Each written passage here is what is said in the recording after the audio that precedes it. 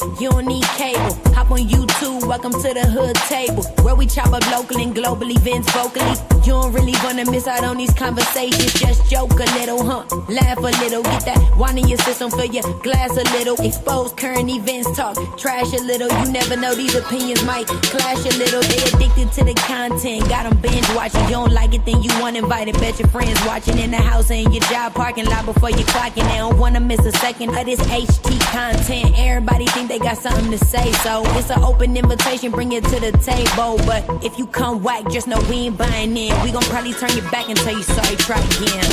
Yeah, welcome to the hood table. You don't need Netflix, you don't need cable. Yeah, welcome to the hood table. You don't need Netflix, you don't need cable.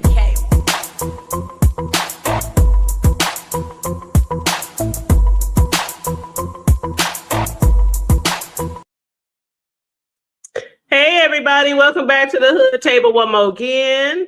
What's up, Big Rigs? Make sure you guys come on in and What's going on? What's going on? Give me 1 second. Okay, take your time. Take your time. What up, TC? What up, 400? How y'all doing? Come on in. Make sure y'all like and share the video. I'm trying to make sure our bubbles are right. Why our bubbles seem so small? Is there two different styles of bubbles? Let me see. No, it's just I'm not on camera yet. That's why. Okay. All right, just want to make sure we hooked up. But yeah, come on in, everybody. I hope everybody had a wonderful weekend. All the awesome, great, fabulous, wonderful fathers, vigilant fathers, hands-on fathers out there. I hope y'all had a wonderful, not day, but weekend. I hope you did, because y'all deserve it. Okay. But yes, what's up, Riz? What's going down? It is hot over here. I don't know what the temperature is where y'all at, but it's hot over here. We upper 90s over here. We're gonna be hitting triple digits on Wednesday and shit. So yeah, it's bad. I love the summer, but I love the summer, but I stay in the house usually in the summer until night. Yeah, once the sun goes down. Yes, TC said, good evening, the hood table, Big Rig, and chat. What's going on, TC? What's going on? Thank you so much, TC. I know we never got around to doing our show that we're supposed to do with TC, but if both of y'all are still down, just hit me up and let me know. It has been a minute, but, people are still talking about that, that topic. So just let me know. Just give me a holler.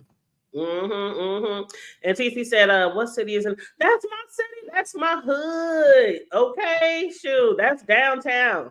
You see the Woodman Tower up there, the U.S. Bank up there. It's not the entire downtown, but just and then you see my house way, way back there. See the brightest light? That's my porch light. But what's up, y'all? We got a few topics we're going to discuss today. While I'm pulling up some video footage, because I got to show y'all this footage just in case some of y'all haven't seen it. I did tag a few of y'all in this video, but I'm going to pull this up here just in case y'all didn't see that. You said that's okay, as soon as the time was make your Diddy bag. Child, I've been trying to make this Diddy do it bag, okay? For real. But, yeah, so let me push. I had another video playing in the background. But while I'm pulling up that video, Riggs, let me ask you, did you enjoy the talent show? I watched a little bit of it. I was kind of back and forth from Room Shakers and over there at Lemons. So I seen a couple of them. I was trying to catch more of people's commentary on it because it was long. So I wasn't out, and kind of when it came time for the people to come up, it was kind of drawn out a little bit. So I was just kind of tapping in and out. But when I was over there at Room Shakers, they were slapping over there. So sometimes I get caught up in the music and be over there, and then I'd miss a few acts going on over at the other spot. So I just been kind of really trying to get everybody's catch everybody's commentary up on it. You know what I'm saying? Because motherfuckers gonna be talking about that shit for a minute, you know what I'm saying? I already see a couple people getting lightweight dragged and shit. So, You know what I mean? I'm just Mhm. waiting to see what all come about, man. This shit crazy. Yeah, you know what? I had heard that Room Shaker was having a talent show too, and they said it's gonna be the same night. But when I went over to Room Shaker's Uh, channel, I didn't see the video. So I was like, why I don't I see think she the took it video? down. Oh, okay. So yeah, I think she took it down. It was up for a while though, because I had shared it out, and when I looked Uh-huh. on my community wall today, I noticed it wasn't up there. So I take it Okay. she had took it down. But Okay. 'Cause it I was didn't even cool, see it when man. it was live though. I was like, you know what I realized? She got two channels. And Right. one of them got like almost 5K, and the other one got like almost 2 or 3K or Hmm. something. I think I was on the wrong channel. So I don't Yeah, know. it was on the HLIC, Okay. that Okay. one, and Okay. the other one I think is the HBIC. Yeah. And then you know what else I found? There's What's a that? whole nother YouTuber with the same exact name. I seen HBI. that too. I I was like, seen that what the too. heck? I said, how you got the same? You know what? I was like, Yeah, that's wild. that's crazy. That's crazy. But yeah, hers are distinguished with I think hearts or flames or something on the outside of her name. But yeah, yeah. But on Lemons, just real quick, I did catch when dude was doing the like the drawing and shit. That was pretty cool. Mm-hmm. Yeah, I've heard that because I was in and out. I mean, I tried to hang in there, but it was really long and all the in Yeah, it was between really long. time and stuff. I was like, some people like, man, I've been waiting. Now y'all gonna call me up? Yeah, I'm like, y'all been waiting an hour or 2, 3 hours. Y'all should be ready. Shoot, sitting there on go for this. How much was the top? 1,000 or Yeah, something it like was something like that. I really don't know how the money was divided, but that? I was kind of thinking it was gonna be more than like a music type thing, Me because too. I noticed that the winners kind of were like music, which I have no problem with that. You know, I come from music, but I Mhm. just thought it being the talent show that there was gonna be like a lot of different type of things that was gonna come into play. Mhm. You know, like people's like, you know, actual talents that they may have. I know there's a lot of people out there that, you know, do certain things that, you know, they may think isn't fucking incredible, but it really is, you know what I'm saying? So I was thinking that maybe some shit like that would be displayed. But you know, shout out to everybody that you know, was there and did they thizzle. But you know, for a talent show, I was just thinking that I was gonna see like a lot of different things. And again, I didn't get to see the whole thing, so there's probably things I missed that, you know, probably was hella dope. But I was just, Mhm. like I said, I'm just waiting to kind of see what the commentary is on it, because I know people are gonna be speaking on this shit Well, for a minute. I already saw old boy over there, the homie Rick Reed, the Gov. I was like, shit, Yeah, I went and I got checked out with his him. live too afterwards. He was going at it. That's what I'm saying, man. Yes, It's gonna be a lit week, you know. Come tomorrow and then moving on, it's just gonna be a motherfucker, man. So I'm gonna just be a absolutely. fly on the wall. Absolutely, absolutely. But yeah, I heard it was really entertaining. Last when I checked in, it was around like 1,400 people in there. I was like, go ahead, Lemon. And then Yeah, when I he did his realized thizzle with the it was people like, there and shit. Yeah, he did his mhm. thing for sure, for sure.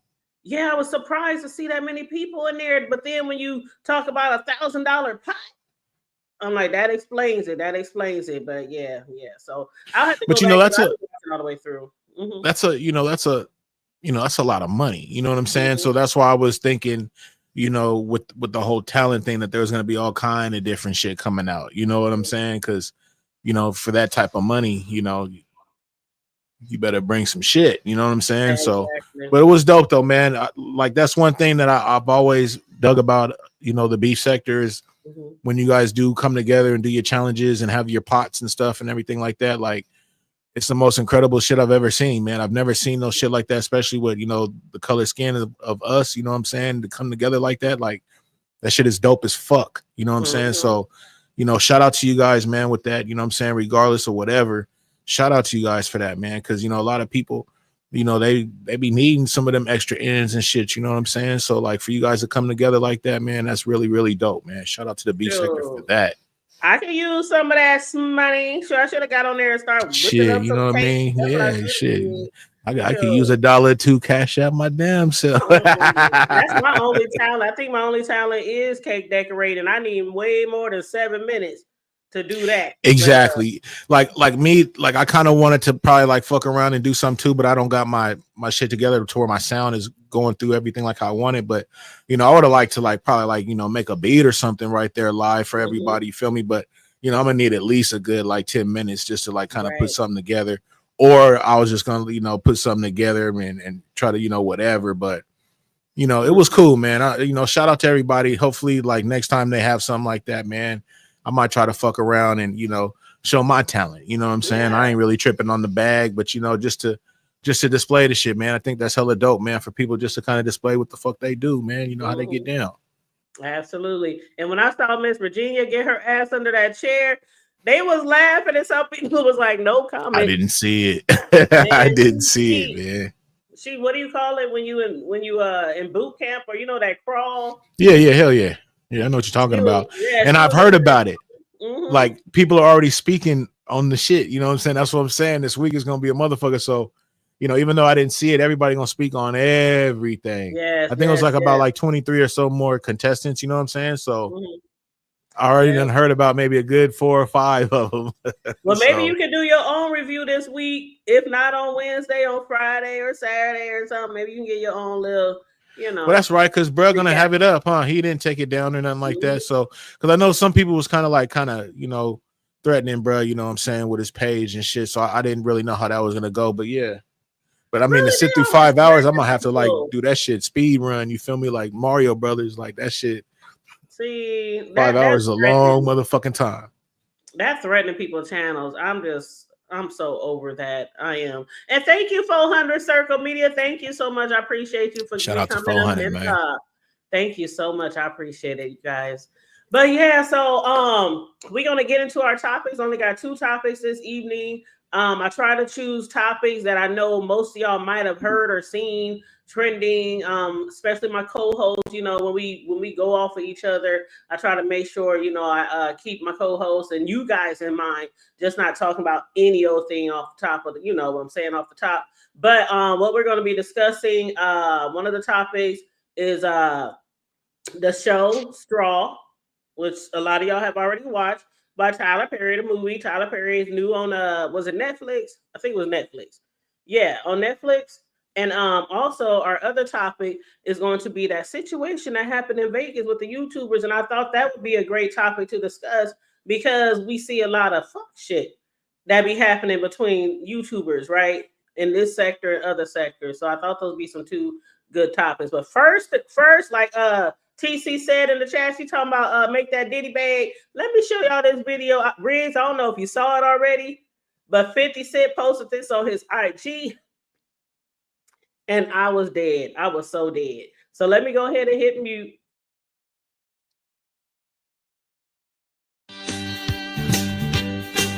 It's a rare condition this day and age to demand a freak off with so much rage. The strangest addiction that you'll ever find. Some people say that he's losing his mind. Well, then there must be some magic juice inside the corner jar. 'Cause all I see is a chocolate thing. Man, milk busting over everything. Days gone by, it's the biggest break of the century.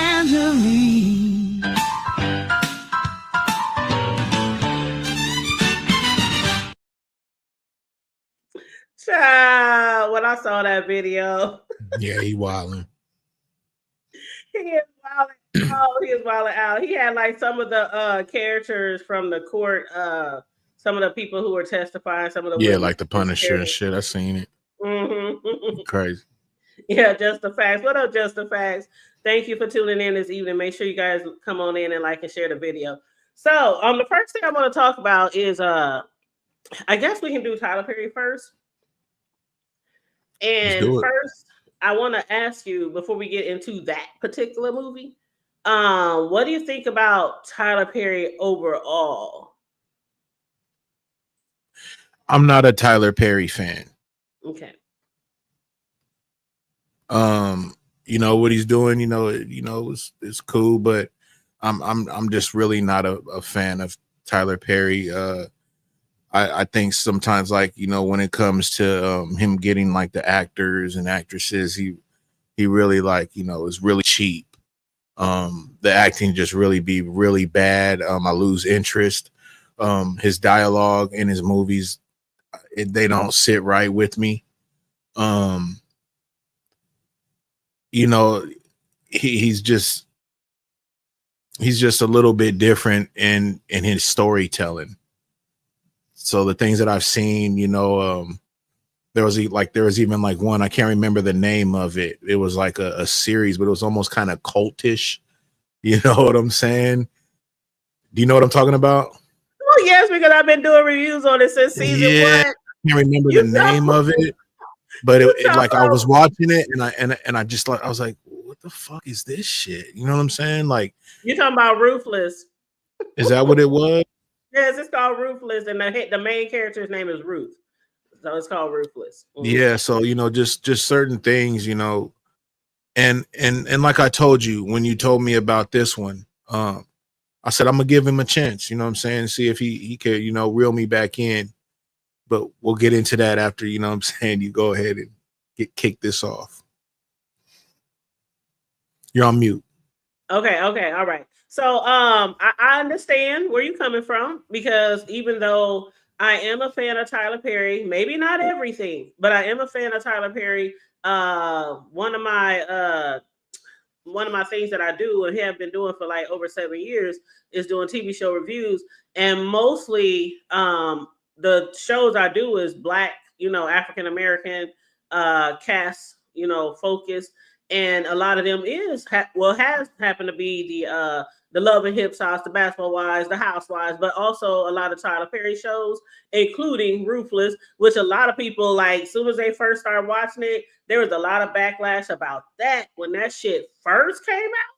I was like, hold up, Tyler Perry, what you be really thinking of over there down at the, you know, the Tyler Studios?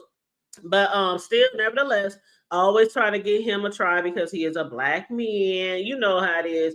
And, you know, I think he's really doing his thing as far as putting people on, even though some of those people, it's like, damn, Tyler, did they have any acting classes at all? Like, and see, and that's the thing, the table. I get what you're saying when you say, you know, you give it to him for putting people on. Who the fuck is he putting on? These people, we don't even want to see them. The people that I see in these movies, I don't want to see them in another movie because their acting is so bad. Just like you said, like, did they even have fucking acting classes? Like, even the way you're supposed to put feeling in certain shit in certain situations, what it do, Nurse K? Certain situations, you know what I'm saying, and of emotions in the movie, they're not even completing the deal. You know what I'm saying? Like, I can't even get no feel. Now with Taraji, she's fucking dope. Okay, if he was to cast people like her and other dope fucking, you know, actors and actresses like that in his movies, I would give him a chance probably fucking every time. Because, like, even and the thing is, I don't want to move too fast, but just her emotions and everything and her feel is just fucking, it's through the roof. Taraji's dope. You know what I'm saying? And that, look at just in the picture. You feel me? Just in the picture. So, like, you know, when it came to that movie and just certain things that were going on and just the way she was acting towards it, it was a lot. You know what I'm saying? And that's gonna affect some of the things that I have to say when you know, we go into the movie. But go ahead. Yes, absolutely. And hey, what's up, Nurse K? I be watching you, girl. Some people, I seen Nurse K the other day. Some people I just watch from the clouds because I really don't be knowing what's going on, and I just be sitting there. I've been subscribed. I was in the clouds myself. I've been subscribed to her for a minute, and I guess the most recent thing, I don't know her better halves. I can't remember her better halves name, but Lesbi? Yes. So they was over there the other day, and both of them was on somebody's panel, and then turned around and they was back on her panel. And I seen them on hers, yeah. Yeah, I just be watching, but she be going in. I was like, what the hell? But I think I Yeah, got subscribed to she ain't her. got no filter at times, man. Her Yes, K is yes, and I think she's I one of them started. ones. Yep, yep. And I think I had started watching her. I think it was after some lemon shit happened in the what's that Yeah, chat? with his Discord shit. That's when I started watching. There's a lot Yep, of shit. yep. Yeah, there's a lot of shit going on over there. Mm-hmm. Coming out. Yeah. Always. Yep, always. But yeah, as far as the Tyler Perry, y'all feel free to chime in the chat at the end of our two topics. We will. Thank you, Boo. I appreciate that for the share. But we will at the end of the our two topics, we will drop the link just in case anybody wants to add anything on the panel. But as far as the Tyler Perry show, I think with the topic of the actors, a lot of people feel like, you know, applaud. Some of these actors don't get a chance on other producers or other shows, and you can kind of see why. But then it's like, I don't know if he's more geared at, and this is just my thoughts. He says he likes to put on new talent, get people noticed. One thing I did hear at the BET Award show, which was awesome. If y'all ain't watched the 2025 BET Award show, the first half was it for me, because you know I'm a 90s. 90s is my shit. Ain't nothing better to me as 90s music. So for them to have all the throwback people, I mean, Free and all them from 106 & Park. Oh, that's dope. Yeah, it was super dope, super dope. But one thing Tyler Perry said on there was how many other people have made millionaires who weren't known by nobody, like just turn on millionaires overnight. And so again, kudos. But as far as the bigger talent, as far as like Is he saying that he's done that? That's what he's saying. Yeah. Who is he turned into a millionaire? And I don't know. Maybe he's discussing some of the people. Like what I don't know, melanated sisters, or matter of fact, he got a new TV show came out. Child, I don't know if you ever or anybody you know watch Sisters, but I was doing reviews on that for like the first 3 seasons. Then I kind of tapped out. But he got a new show coming out called Divorce Sisters. So I'm assuming it's along the same line as divorced women, friends, and shit. So I'm gonna see how that goes, Riggs. I'm gonna see. But when it comes to the bigger stars like Taraji, Sherry Shepherd, you know, Terrence Howard, you know, it's all about the money thing, of course, when it comes to them. Now I'm gonna say only, but you have to pay them a lot of money. You got to pay them what they are worth. But then when it comes to these other talent, of course, you know, you might make them millionaires over time, but for like Taraji, they want $1 million all time, if not more. You know what I'm saying? So they should get it. They should absolutely get it. They should absolutely get it. But there's a lot of backlash out there with Tyler Perry because a lot of people feel like, and it's crazy that a lot of people would chime in about this, but he's still making these movies. He's still put money and bread on people's tables. He still got the views, you know what I'm saying? But people think that he'd be exploiting women. So Black women at that. And so I want to know how you feel, how the chat feel about that, because when he first came out with Madea, when he first came out with his plays way back in the Gap, he even came here once, and I thought it was great. But that was early in the beginning of his, you know, career.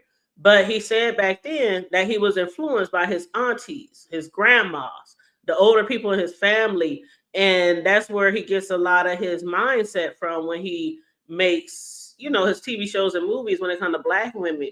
But do y'all feel like he's really exploiting Black women? And I want to ask you that, and then we're going to get into this movie. I think that he definitely puts a certain image when it comes to Black people, period, in his movies that I'm not with.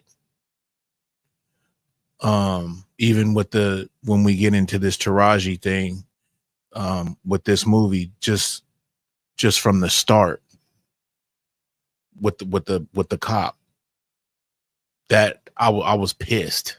Like, what the fuck is this dude? Like, what is he trying to put out there for people to see and to take in, and like, what kind of response is he trying to get with that? Like that really kind of, and that's the thing with Tyler. Like to me, he throws things out there. He puts certain images out there. You feel me? That's like, what are we doing? Like we supposed to be moving forward.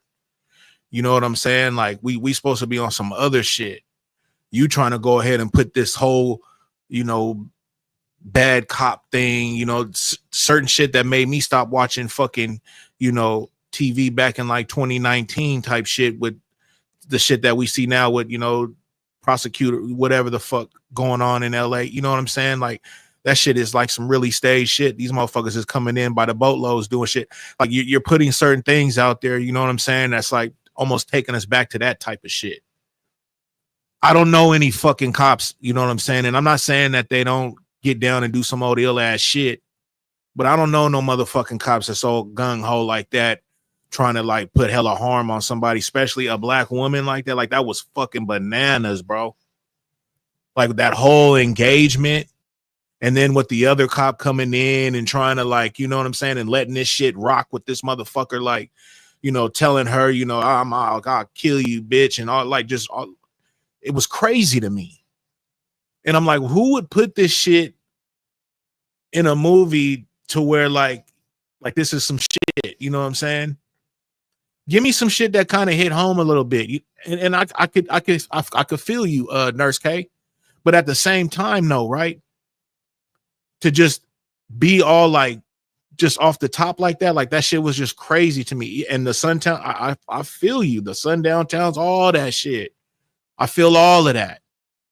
But I'm just saying though, like when you just put certain things out there like that, just so like it just threw me through a loop already from the top, you know what I'm saying, from watching it. And then it just started kind of going even worse and worse. I was just like, fuck, bro. And like I said, Taraji is a fucking great actress, you know what I'm saying? So like just taking it all in, the movie was fucking dope. But just the shit that was just going on, like, you know what I'm saying? Like, cause I like how it definitely triggered. Definitely, that's it, Nurse K. Definitely triggered. You know what I'm saying? Cause it was just like, it was just one thing on top of the other. Like that other shit, very realistic to me. Very realistic.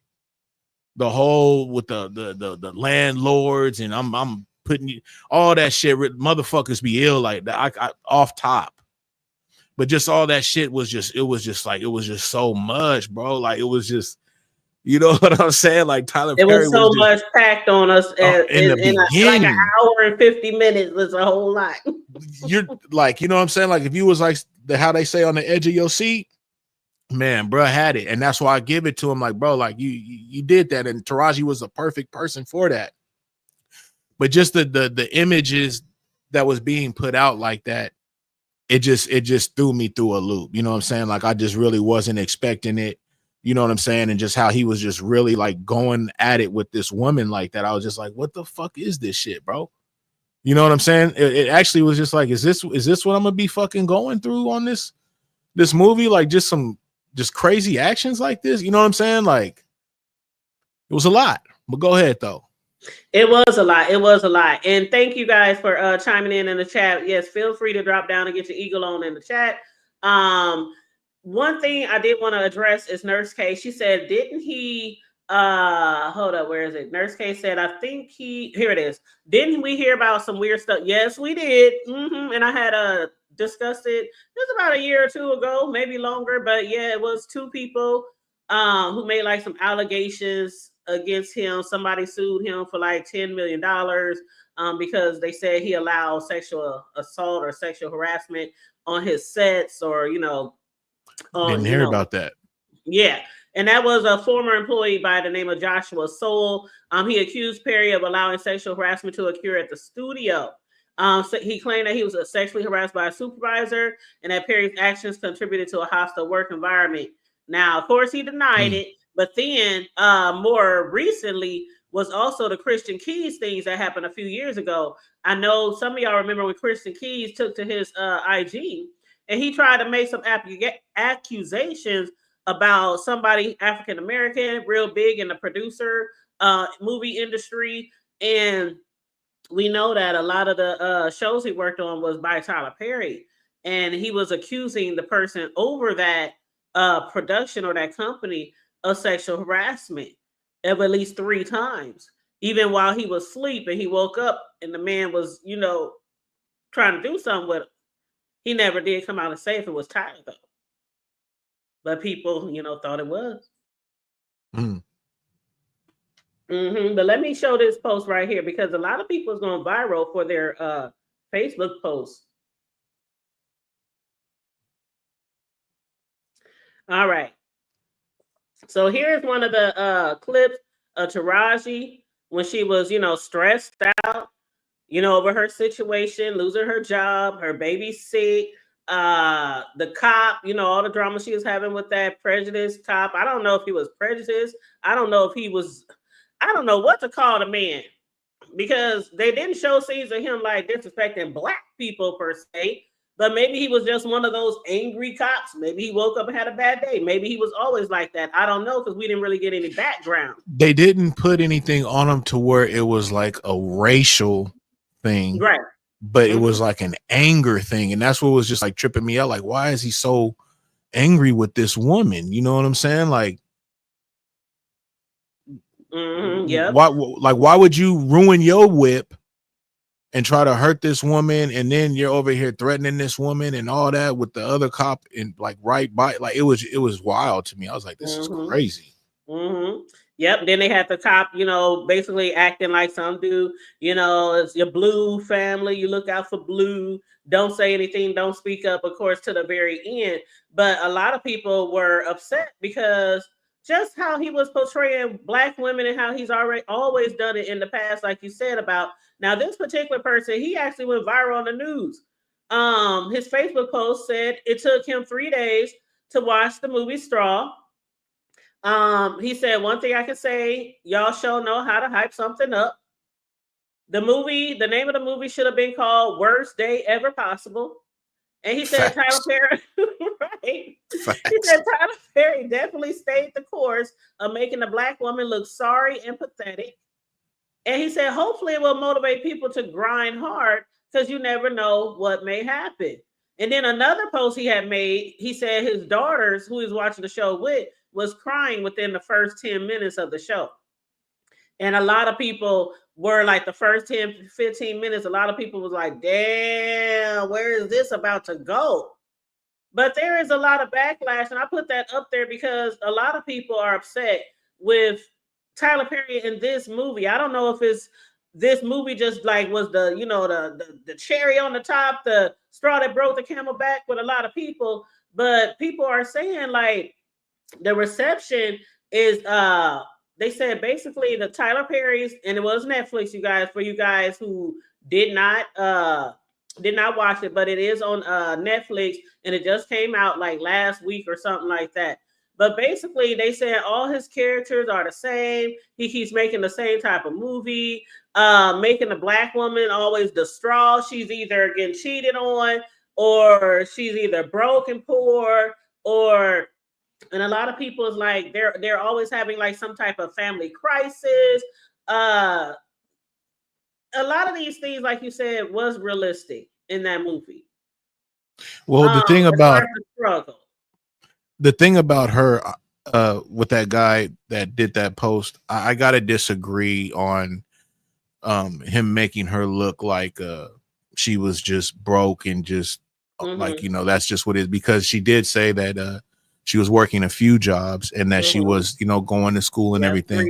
It's just it was just hard times. She's a single mother, man. That's what I'm saying. That was very realistic. You see what I'm saying? And that's the thing, like sometimes when you put certain things out there in movies and shit and people see it, everybody can have their own opinion on it.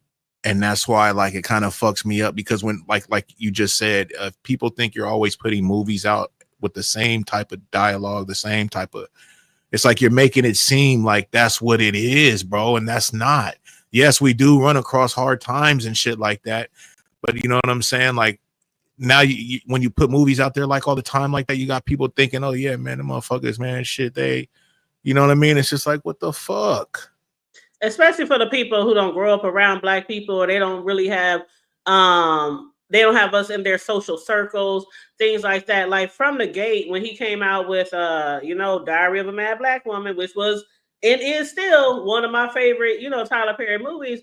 But they say that he always portrayed a black woman as being having a hard life, being abused, you know, and then she comes out either a butterfly at the end, or in this case, in this situation, she didn't really come out a butterfly in the end, but it Not at just all. depicted her role was just like, okay, yeah, it did say she had 3 jobs.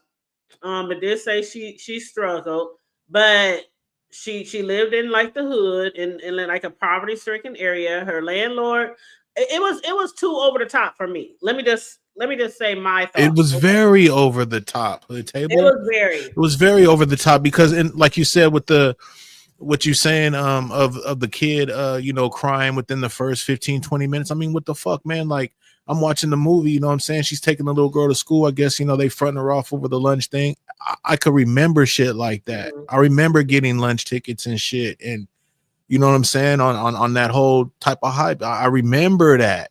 So when she was talking about, you know, why is she talking about this shit in front of the class and everything, you know what I mean? Like, that's how my mom would have got down. You Me feel me? Like, too. that was real shit. And I feel Tyler for that. Like, that was real, bro.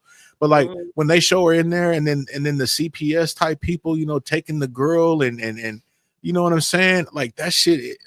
You think kids watching that shit, you know what I'm saying? Fuck yeah, they gonna cry, bro. That's like, what the fuck? Is it real? Yeah. But like that shit, it was just so much being fucking thrown at you in the beginning. And then, you know, then you go to work and you got this fucking black boss that's a fucking piece of shit, to keep it all Asshole. the way 100. You know Mhm. what I'm saying? Like, there's no fucking type of compassion in this motherfucker. You know what I'm saying? And that's another thing. Like, nobody, it seems like nowadays, when it comes to work environments, and this is real shit, they don't have compassion for nothing. It's like they just show up to work just to fucking get a check and get the fuck out of there. They don't want to talk to you. They don't want. There's no type of nothing. It's fucking. It's crazy. So like, you know what I'm saying, for that guy to be like that, and to make it even worse on this woman, like it was just bad. You know what I'm saying? It was bad. And then when it goes bad for him with the whole situation with the 211 or whatnot, you Right. still go bad on her. Go ahead, Hood Table. Maybe I'm moving too fast. Go No, ahead, no, man. no, God you're not. damn, You're not. man. And shout out to everybody in the chat, Melanated Agenda. What's up, though? And hey, Vibrant, how you doing? They said no passion, correct. Absolutely. It was realistic in a way, but it was like the parts that were realistic, he just took it all the way to like 1,000. Like the okay, we didn't all had, well, a lot of us have all had that one boss. I didn't have one before. I had to throw a badge in the bitch's face and walk the fuck out of there after I cussed her out years ago. We didn't all have those type of supervisors, but everything was so over the top. Like, he keeping her money. I ain't paying you, bitch. You know, just the way he was talking to her and everything. And then the landlord tell him to turn their music down because my baby's sleeping at night. They pay their rent.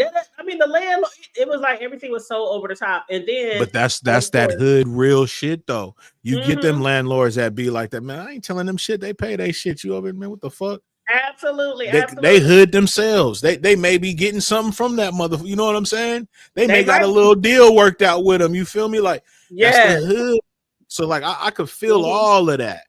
All of that. But it's like when you throwing all that type of shit out there in your movies all the fucking time, bro, you're putting this whole image on us, like that's what it is with us. That's what I'm saying. It's like this shit really happens, but like the level that he put it on was like, oh, you guys are. I mean, people already think we're all violent and we're all, you know, quick to anger and quick to pick up a gun and quick to, you know, shit like that. And we're not shit and we're worthless. We don't know how to work. We don't know how to care for our kids. We don't, you know, and I think that's the issue that a lot of people have with him. It was a good movie. It was a good movie, but then, like people say, it's always the same. That's the thing. It's always the same when it comes to Tyler Perry. Like, he don't ever make us look good in a good light. You know what I mean? Like, we can't have a whole Tyler Perry movie where the woman is just coming on top. She running businesses. She doing her damn thing. We don't never get shit like that from Tyler Perry. Give me some And of that. so people are, you know, protesting his work. They're protesting his work, but he did come out to defend his work. And the stories he told to tell. And let me just put this up real quick. And so people can see this. Tyler Perry did come on his show. Well, not his show, but he came on his IG. And they he say had that some- TC because they're so used to seeing these hood movies with us in them. And that's supposed to be our way of come up. Like our come ups are black men being drug dealers, going to jail or prison for a long time, getting some get right, and then they do good and become successful. But they it's never minus the prison and all that. It's never just good off the top, went to college, we never really get too much of that. So that's why when people do see that, they're gonna think that, oh, that's a false reality, when it's not. You know what I'm saying? It's not. Absolutely. And this is what Tyler had to say on his IG about the backlash. And let me refresh it so it can start from the beginning. I say nothing to those people who think that my films focus on the struggle of Black women, because they're right, it does. I'm in doing this. Let me tell you something. If I get an opportunity to put a Black woman on screen for people to see them in love, in happy, in joy, in pain, in struggle, what I'm doing is a service to all people, so that people will know that Black women are not just strong and one thing. They are all things, and they go through all of these different things. So to have an opportunity to be able to paint all of these pictures in all sides of it is something that I'm paying homage to my mother, to my aunt, to my sisters, and friends and cousins, and the things that they all went through. So that's what I would say to that. And I say nothing to those people who think that my films focus on the struggle.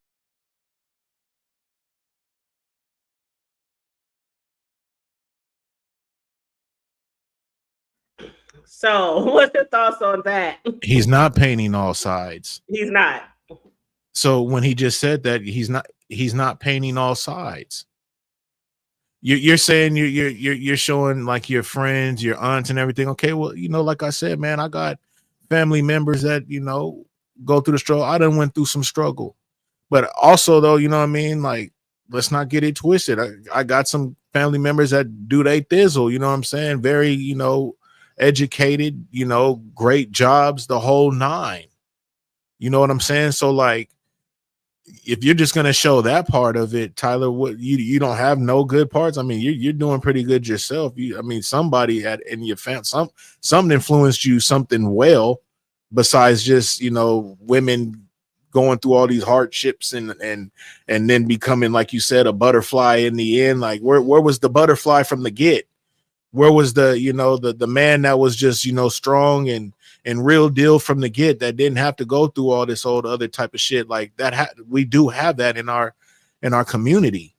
You know what I'm saying? It ain't all just fucking negative and bad like that. You know what I'm saying? So it's just like you're not painting all sides. Because if you were, then you wouldn't really be getting the backlash you're getting. You got to have balance. You know what I'm saying? He don't have no balance with his movies. Right. None at all. And that's why, and that's why I say I'm not a fan. You know what I'm saying? I'm not taking anything from him. I salute him, you know what I'm saying? Because he is a brother, man, and he's doing his thing. But it's just like, goddamn, bro, like what are we doing though? You know what I'm saying? Yep. TC says she sees a difference, so that'll be dope when we open up the panel, because I want to definitely hear her side. Yeah. Well, I want to tell you some of the things that people pointed out in his movie, and we're going to drop the link in a little bit after we discuss our second topic. But somebody said they watched Straw, and they said, granted, it's a good movie. He said him and Tyler Perry, Taraji's performance was 10 out of 10. But Tyler Perry's obsession with seeing Black people struggle, Black women struggle in these films need to be unpacked. And let me go on to further and say the things people pointed out in the first 20 minutes. Single Black mom, low-income housing, eviction, low-paying rent, WIC, food stamps, first of the month, expired car registration, child protective services, shitty boss, and armed robbery. That sounds fucking crazy. Minutes. And that's why people were crying in the first 10 to 20 minutes. They're like, damn. And this is like our Black movies. You see what I'm saying? It's crazy. Like that Donald Glover dude, the young dude, he's fucking dope. Like he can put on some shit, and he ain't just making people look, you know what I'm saying? He's got a lot of balance. You know what I'm saying? Like I'm on that type of shit. But Tyler Perry, I gotta admit, you know what I'm saying? Like he do kind of put out a certain image, and I'm not just gonna just put that on the women. I'm gonna just say with just black people, he kind of put a cold image on us, man. Even the brothers and everything. You know what I'm saying? Just for real, for real. And that's what people keep forgetting. The movie always, not always, but a lot of his shit depict that role of the female woman. But when you look at that role of the female woman, you also showing the man that's not there. What it do, Voodoo? The man that's no, not that ain't Voodoo. My bad, child. Noble. What it do, Noble? I'm sorry. Oh yeah, sorry, that's Noble. They're also showing the man who's not there. Why she on welfare? Where the man at? Where the baby daddy at? What? And it right. kind of, you know, yeah. It's Can we get some movies of that? Can we get the whole house? And like TC said, what about the other plays and other movies? For sure. But even on those other movies, though, I kind of got, you know, depending on the movie, like I can, you know, pick some of the things apart that I've seen. And like I said, I haven't seen a lot of them because I'm not really a fan. The things that I've seen, he kind of turned me off with some of the shit that I was seeing. And I was just like, I ain't trying to really consume all this. Like, I already kind of know where we going with this. It's just like hood movies, right? How many hood movies do I got to really fucking see to get it? You know what I'm saying? Like, it's just, you know, it is what it is. You know what I'm saying? Shout out to bruh and be great. But it's just like, there's just so much that I could, you know, consume, you know what I'm saying? When it comes to, you know, certain shit. Go ahead, Hood Table. Yep. Oh, he says sub to both channels. Thank you. Make sure you guys are subbing to both of us. Let me see here. Yes, make sure you guys are both subbing to us. Vibrant Lowell, could you? I know you're not my moderator, Vibrant Lowell. That's my moderator, though. That's your day one, okay? Hell yeah. Yep. Thank you. Vibrant. Shout out to Vibrant. I was going to ask you, could you please drop Riggs Cash App and his link, please? And thank you so very much. So that people who are not subscribed, he does get a lot of support. I know a lot of y'all over here do support him. But just for the ones, man, y'all go ahead and subscribe, man. Just might not know about the Riggs on the block. Make sure y'all come rock with your boy. Yes. Come rock with your boy. Yes, thank you, Vibrant. No, I really appreciate it if you could do that for you, love. So you're like, hey, y'all got me working at other people's. She said, this is my off day. Okay, this is my off day. This is my off day. Oh, she's like, Riggs. I didn't. Oh yeah, that's right though. She is right. So I didn't sign up for this shit. But yeah, so again, we're gonna drop the link in a little bit. In about 20-30 more minutes, we'll be done. Okay. But I want to discuss also. Oh my God, Riggs. Did you see the deadly shooting with the YouTubers? I was just watching Twisted Crimes. He did something on that. I was just watching it about like shit right before I got on the road to actually, you know, get to the crib. So yeah. Yeah, man. Shit looks kind of familiar though, don't it? That type of shit that, you know what I'm saying? Mm-hmm. Like, you know, this whole sector, I've been around y'all for like a good year and some change, and like I didn't really know about sectors and how the shit got down and, you know, how people move and whatnot. And then now, like how we've been seeing people playing with people's channels and copyright strikes and how you can lose your channel. And, you know, some people like that's really that's they shit, you know what I'm saying? And some people really are passionate about, you know, they channels and shit like that, you know what I mean? And now we're seeing that, you know, all that talking that shit and playing these games, bro. And then when you know, put yourself out there, like, you know, you finna meet up with people or you be out in like, you know, areas like that to where, you know, it's just open and, you know, you basically can run into somebody out there in Vegas, especially if they just out there parlaying, you know, doing their thing. You can run into somebody on the strip, you know what I'm saying? Or if they posting or in certain casinos and they just slipping, you know what I mean? Like that, it's not really hard, you know what I mean? And especially if you live out that way and you got peoples out that way and they may run across these, like it's really easy to be touched. People think that it's like fucking hard to, you know what I'm saying, just be out there, you know what I'm saying, talking that shit and doing whatever and people ain't gonna find you or whatnot. that ain't the case. You know what I'm saying? That is not the fucking case. You know what I'm saying? And just a lot of people they ain't to be played with.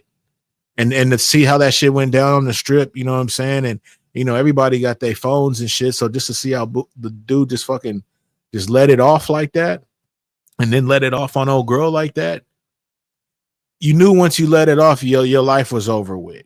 You might as well should have just put one in it's over. And you was on the camera. Strip. You're on camera. You on the strip. Yes. Yeah, it's ridiculous. You know what I'm saying? Even you getting away for the time being, it's a rap video. You got all this funk that's been going on online. Like it's too traceable. You over here talking this shit. You know what I'm saying, in your car and shit that we see, right? Don't this shit look kind of familiar? It's very familiar. And mind you, this is not the first time that this happened. But in the past, people have lost their lives over some beefs. This was a beef, but I thought it was a great topic because it's what this sector has been going through for the last, like, I don't know, 2 years maybe, where like people are like literally trying to purposely take people's channels down just because they're upset and mad with them. And like that man said, when you got tens of thousands or millions of subscribers, a lot of people they come to rely on that money to take care of their family, to take care of their homes, to take care of their children. Some people even quit their jobs to do YouTube. So when they lose a channel, they freak out like, oh shit, what am I gonna do now? And it's so hard we done seen people with 10, 15, 20 some thousand subbies and they lose their channels and they come back and it take them either 3 times longer to get that shit or they never get it. They just stay around like a couple of thousand or so. They got another channel, but it's hard to get around that shit. And then with the YouTube laws where you're not really supposed to start another channel if YouTube take your channel, but people get around that. Some people put their AdSense in other people's names. They use different emails. You know, they get around it, but it really can affect people's lives mentally, emotionally, and I don't want to say physically, but in this particular case, it did get physical. And for the people who don't know what's going on, let me give you a little rundown. And I'm going to show you this video too. But a man is accused. It's 2 YouTubers. It was a black YouTuber and his wife. And then I think the other one might have been Latino. He looked like he might have been white or Latino. I'm not sure. But they said a man was accused of killing a husband and his wife on a busy sidewalk on the Las Vegas Strip. He shot both in self-defense. That's what he's claiming. But if you saw the video, they were live. The husband and wife were live, recording footage for their YouTube channel. It was not self-defense at all. It was not self-defense. But anyway, Rodney Finley, 44 years old, and his wife, Tanisha Finley, 43-year-old, they were not armed. And both suffered gunshot wounds to the head. He shot them both in the head. The dude's name is Manuel Ruiz. He's 41 years old. He did make his first appearance in Vegas court last Tuesday morning. They gave him no bail, and he's, of course, facing 2 counts of murder. And they said also 3 other YouTube streamers were in attendance at his hearing. Now, you know, one of them was Marquise Wiley. Did you see that? No. A lot of y'all are familiar with Wiley. Let me go ahead and put this video here because I was like, damn, Wiley. I was surprised to see his ass there, but hold on. Let me push mute, you guys. Hold on.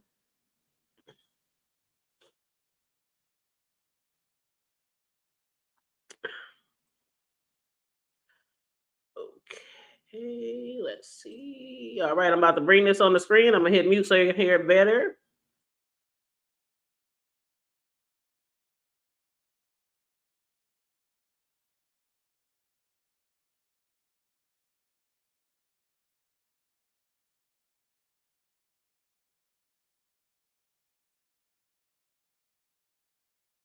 Showing up to let the world know that this is just a problem on YouTube where people think that it's okay to beef.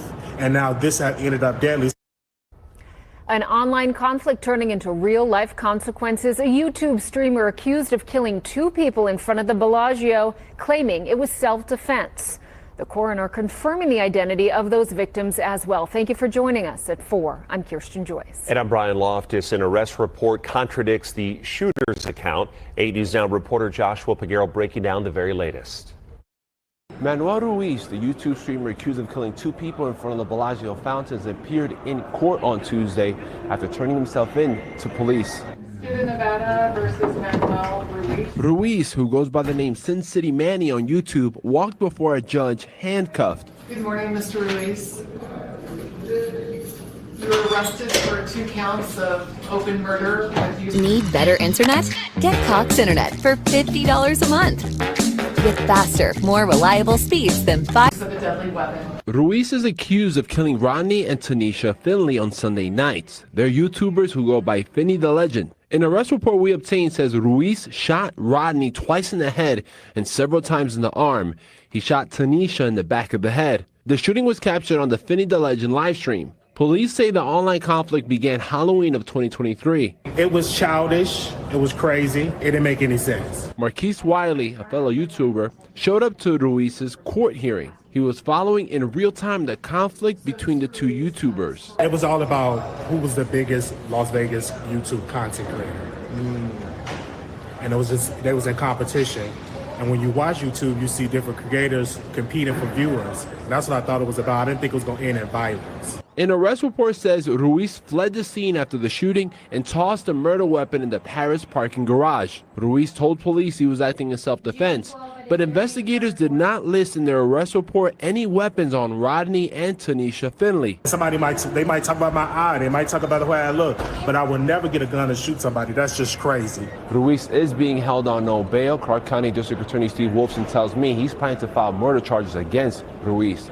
Reporting in downtown Las Vegas, Joshua Piguero, 8 News Now. Manuel Ruiz scheduled to appear before a judge once again. And I'm going to show, before we chime in, I'm going to show y'all the clip. They're not going to show people going down or nothing like that, but just a clip for those who might not have seen it of the actual. This is, I just can't believe this shit. This is crazy. Okay, let's see. Here's a video. Hold up, do I got too many windows open? Hold on, y'all. Okay, let me shut some of these windows.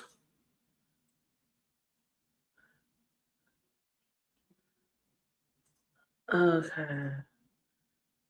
Dang, did I just lose it? You know what?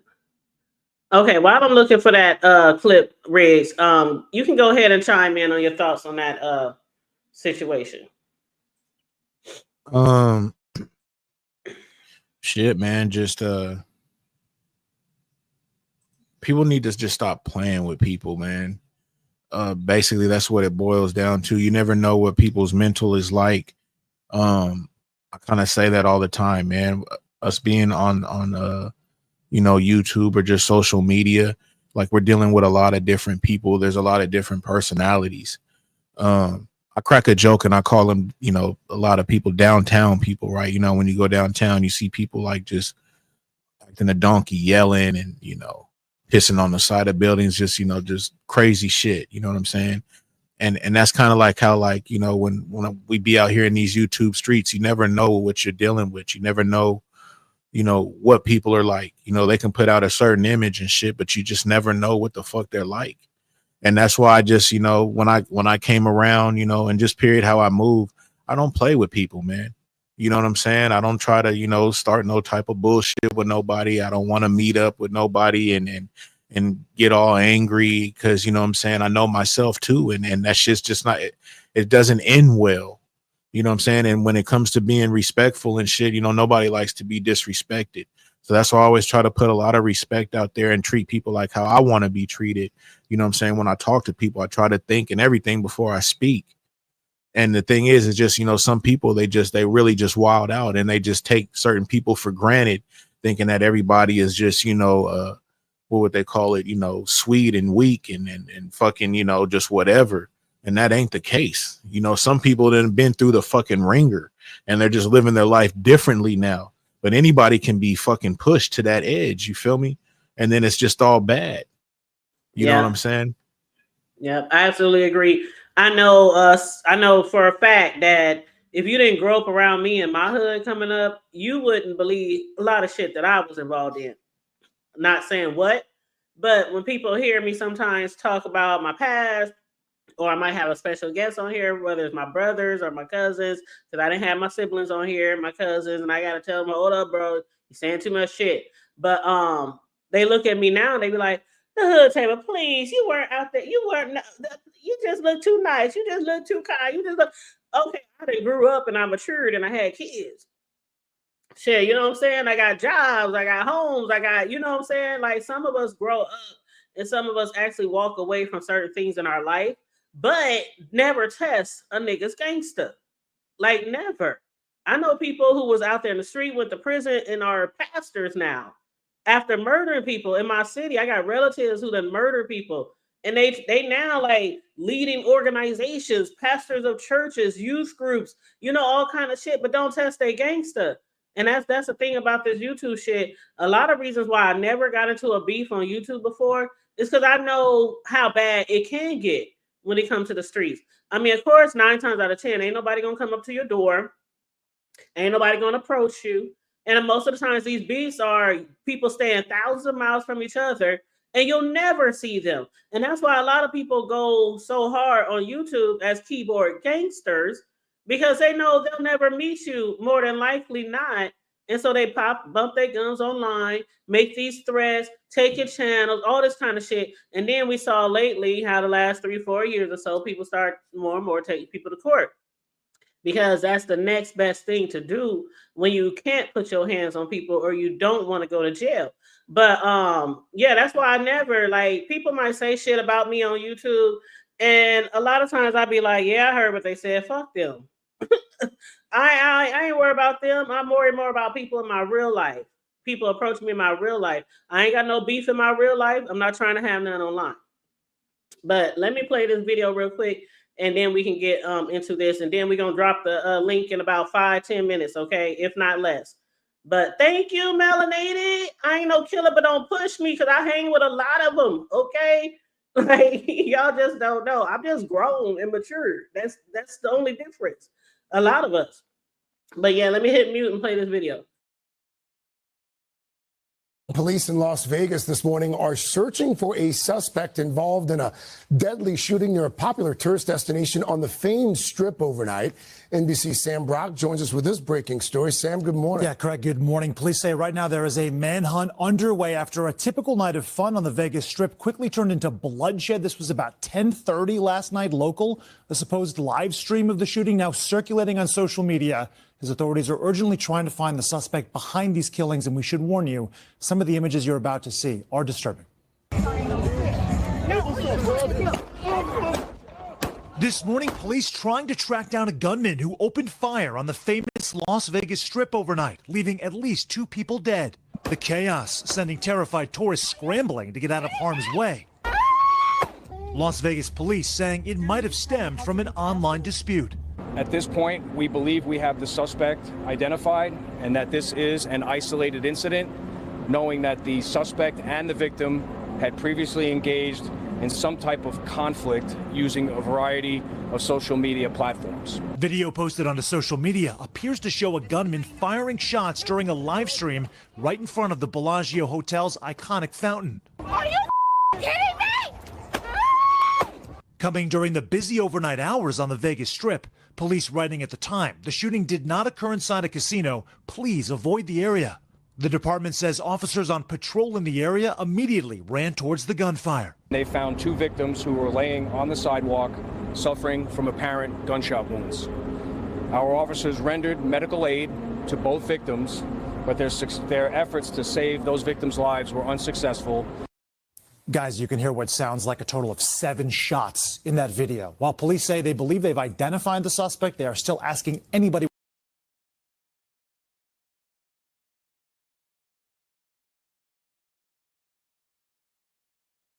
Did you see the look in the wife's face when she saw her husband being shot? Like, one minute they're recording, they're like literally recording a video like we do all the time when we out and about.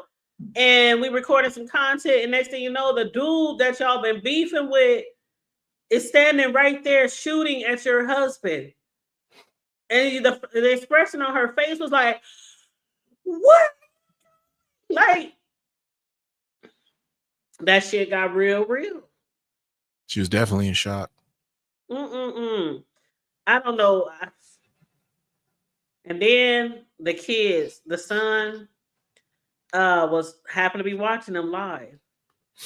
And he saw the guy.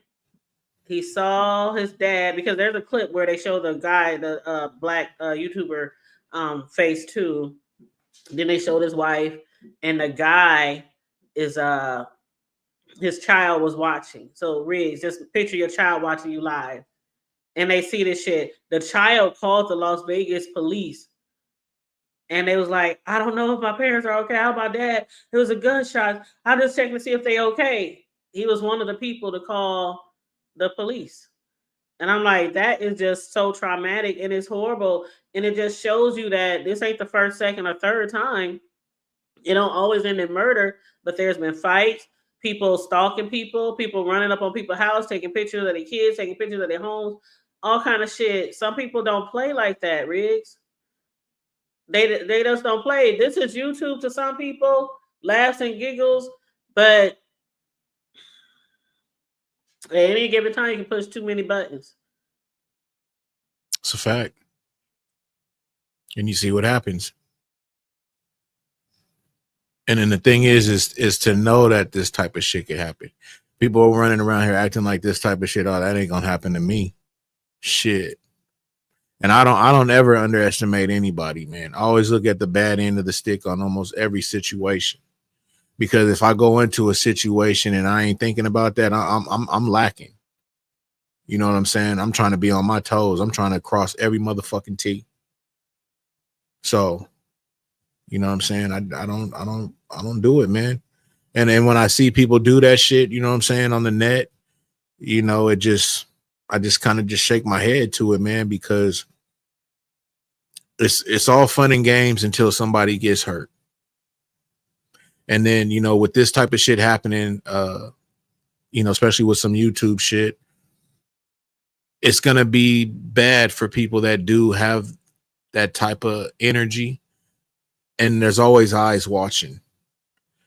And I think they're going to end up cracking down on certain type of fucking content and certain type of situations that are going on YouTube to prevent that, because there's a lot of just bad talk. Like, you know, just me now from being a subscriber and being a content creator and seeing some of the shit that, you know, comes in my back chat or tries to come up on my panel, and a lot of the racial slurs and a lot of just the negative, just, you know, you can call it bullying and everything.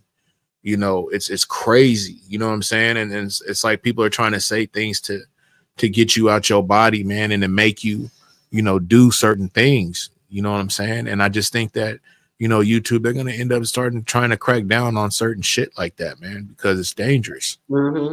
Absolutely. And that's one of the reasons why I didn't start off in the beef sector. I started off as just like you or some people who just get on YouTube and they just making videos. And then while you're making those videos or the content, you know, like a lot of us have, we come across these other YouTubers, and then it's like, what's going on here? I mean, literally, when I started doing YouTube, I was doing TV show reviews. It was very easy for me to fall into the Kaya Maddie situation that a lot of the B sector started off in, watching and then doing commentary, then just spread from there. So I was doing commentary on their beef. You know, it was a show that I watched. And so then it just, the B sector formulated, but I never really was in it like certain people. I just either watched or either did commentary because I saw where the shit was going early on. Like, these niggas is crazy.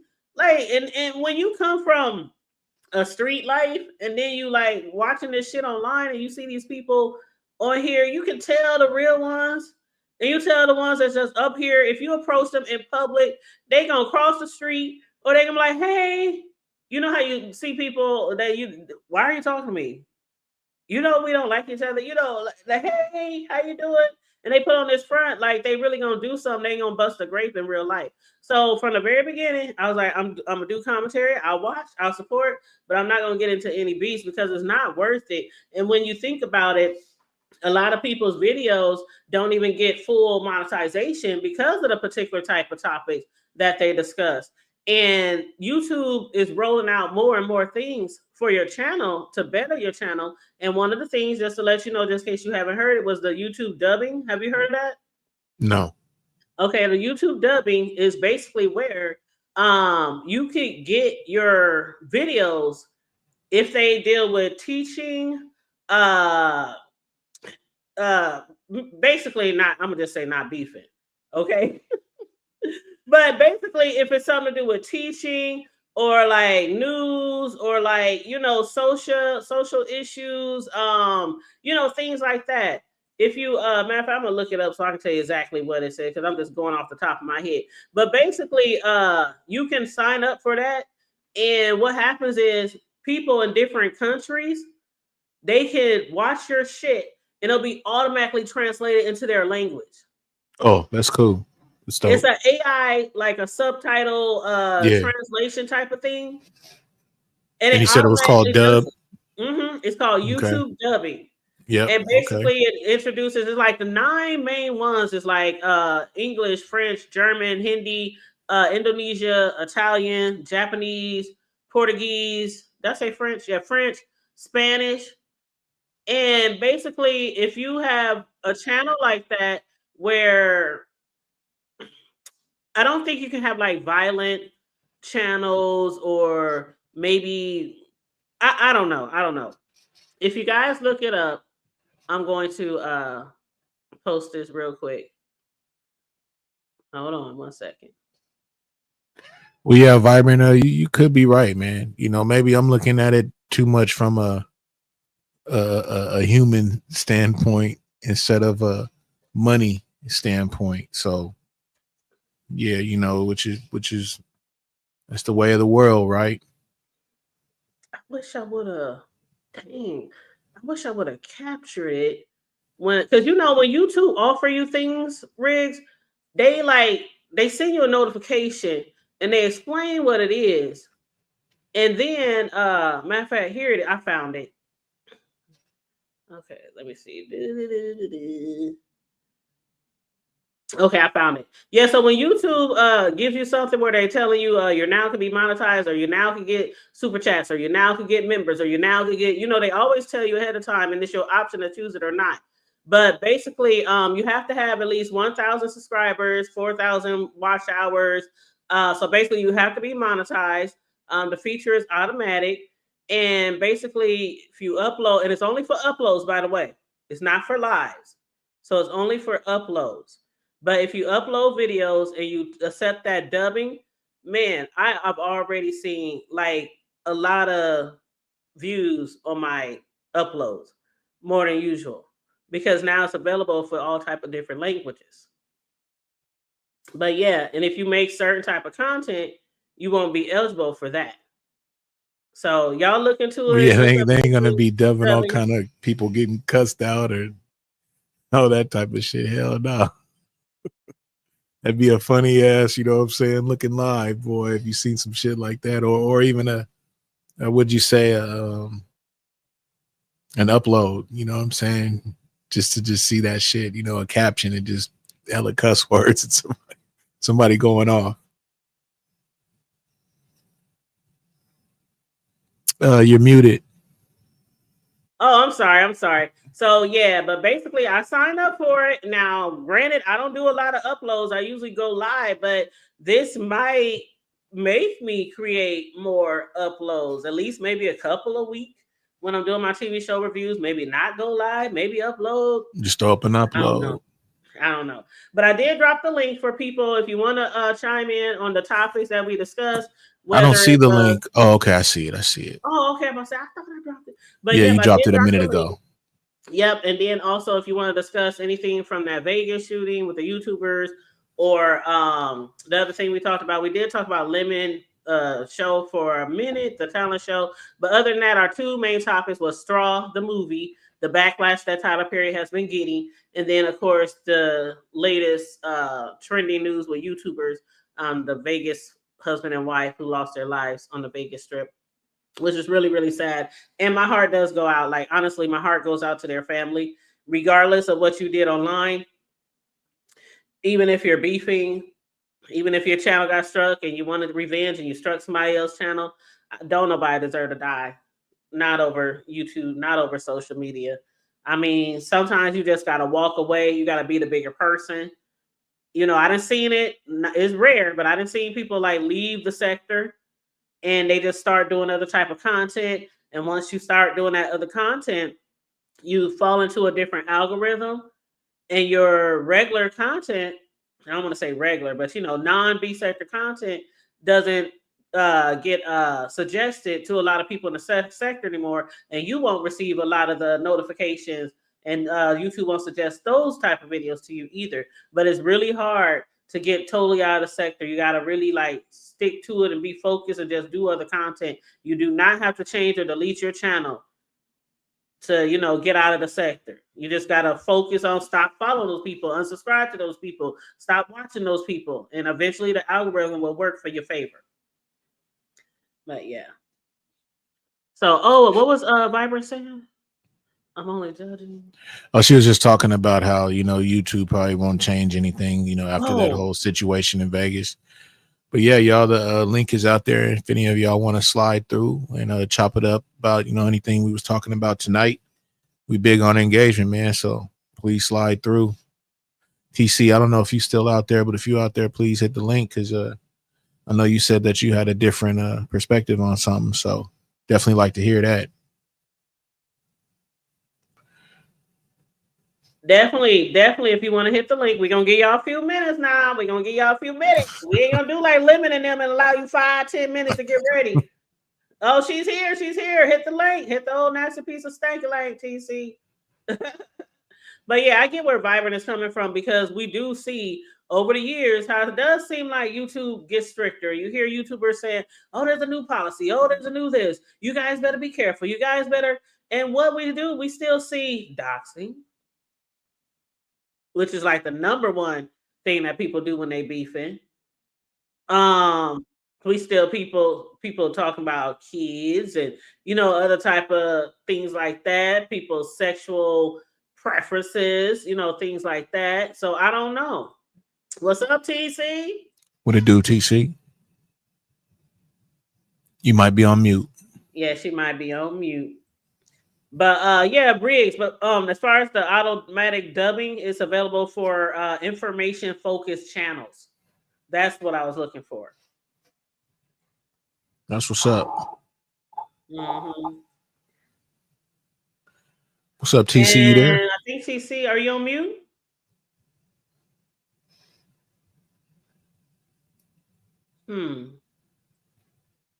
Yeah, you're right, Vibrant.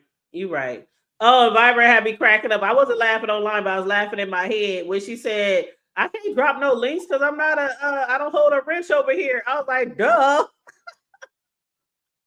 I think you were talking. Yeah, Vibrant be trying to be slick in her own little way, though. You know what I'm saying? She'll talk slick in a cool, calm way. You know what I mean? Like how the fuck do you expect me to do anything if I ain't got no fucking wrench, basically? But you know, Vibrant ain't gonna come out and say it like that. Yeah, I wasn't even thinking about that. And then she did drop your Cash App, but then I saw that, I was like, duh. And so that's what I went searching for while you were talking.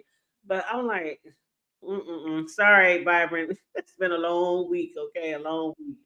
I think this is TC. Hey, boo. Uh-oh. It says you're connected. The YouTube dubbing of the plugin. I don't know what's going on with TC.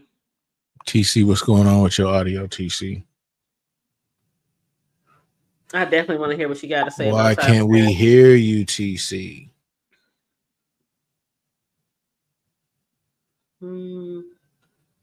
You popping up and everything, but it's just we can't hear you. And she's authenticated.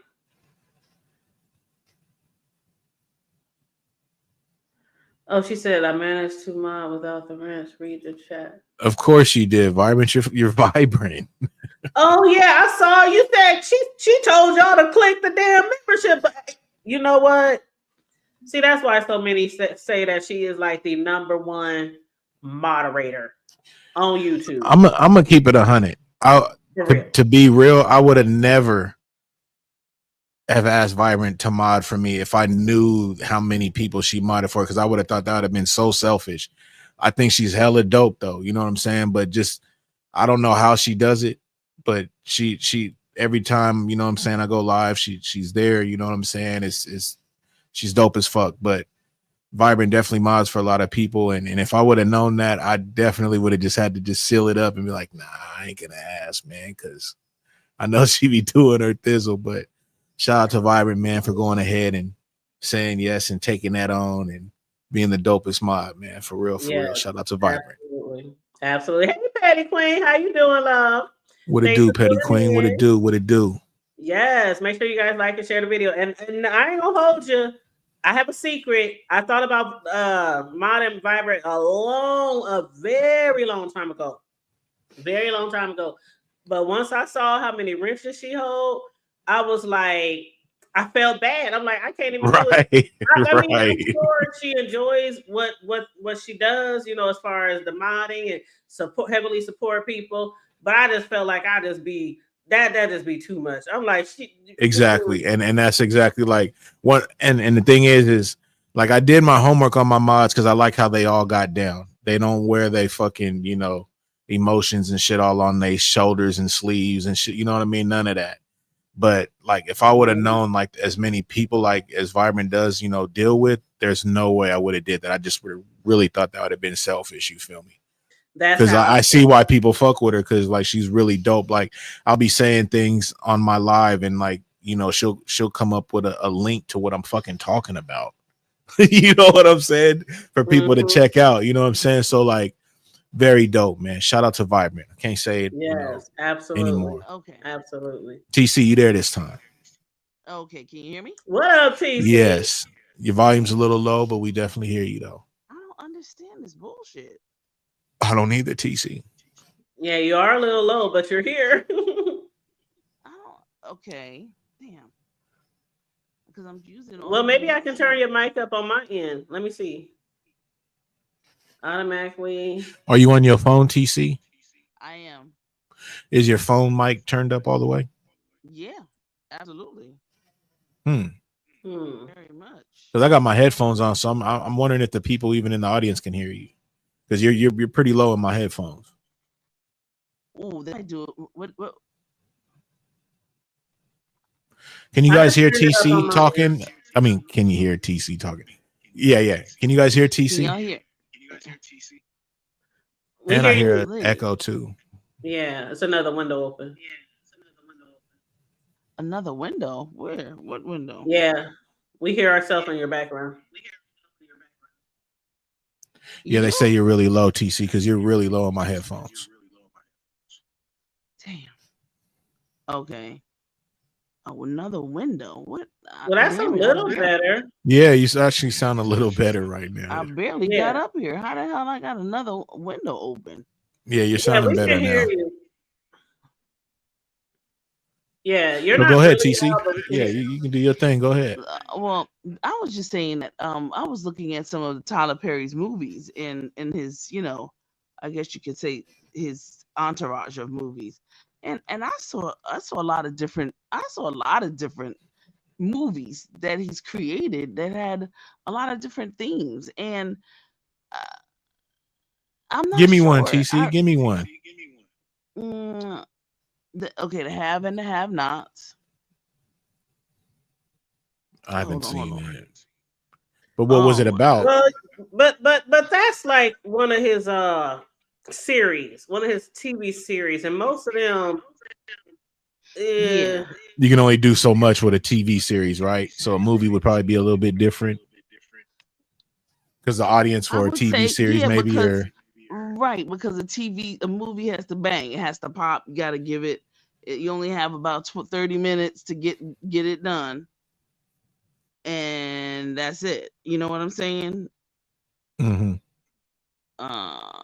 And wait a minute, there was another one. There's several of them that I had. Most of the backlash he's getting is from his movies. However, he has a lot of TV shows, and a lot of the TV shows, they do have like professional people working in them, although the actors seem like they just started acting last week. But what do you think about that, TC? What do you think about that? Yeah, I like new actors and actresses. I don't like that old recycled. But what do you think about their quality of work? 688 was a movie. I think that some of them, some of them are and some of them aren't, Okay. That's some fair. of them pretty much, some of them are, it is what it is. Do you think the casting can be better? Like I would enjoy a lot of new actors and actresses too, but do you think the casting can maybe be better? Yeah, it could be. He could probably have some more. Maybe an people on extra the day, team. Tyler. Let's do an extra day and see who else can come in before we just go ahead and go with this And pick. go with them. I liked 6888. There was one more. And there was another one. 6888, that was based off a real. I did see that. time in I seen that. That was kind of like political, right? Yeah, that was more Yeah. political. So that wasn't. I give him really that. along the I give him lines that. of I Black give him that. woman, I give him that. Acrimony. The life of a Black woman. But it was a life of Black women, though. That was real stuff. I know, but it's not like home life, like your kids, and that's dealing with the war. That shit happened. Whether it's not, it wasn't portraying something as some people see it. That was a movie about what really happened. These people weren't poor, they weren't broke, they weren't homeless, they weren't getting kicked out of their homes. You know what I mean? That was. But they had trials and tribulations, and the thing is that they had. If you look at the ladies, they had. When you saw the ladies in the scene when they were on the train, and then the white conductor says, okay, all the Negroes here or all the white people here, and one of the ladies says, I'm Negro. Like, and then they got into that discussion. And then the one that talked about she went away from home to get away from home or something like that. They had different reasons why they entered into the military, especially the Army, and then really wanting to go away, and then all that they had to endure while they were in the military. I don't think that anyone comes across in this lifetime without having or going through any trials and tribulations. True. Even if you have money, even if you are wealthy, you're going to have trials and tribulations. And so, I don't think that I heard about the complaint of pay, but I don't think that they complained about it through Tyler. I think some of the complaints came from another, I guess, person or group of people. I think, I don't think that was him solely anyway.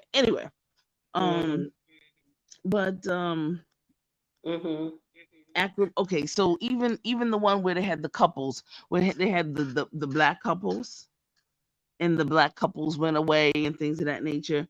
You talking about Why Did I Get Married? Yeah. I mean, that was real. Like, I don't think that they were broke, busted, and disgusted. The only thing I can remember about that, they had professional people in it. The only thing I remember is the baby mama being real ghetto. But other than that, and that's. I was just gonna say, listening to the title sounds pretty wild. I was about to ask what was that about because I didn't see it. Yeah, and it's a part the one. name and of the part movie two. was the name of the movie was called what? Janet Jackson plays in that movie. Married. Yeah, Why Did I Janet Get Jackson Married? plays in part 1 and 2, right? So there was a lot of infidelity going on in the movie. No, absolutely not. No, it wasn't. It was one of the gentlemen. You don't remember the infidelity?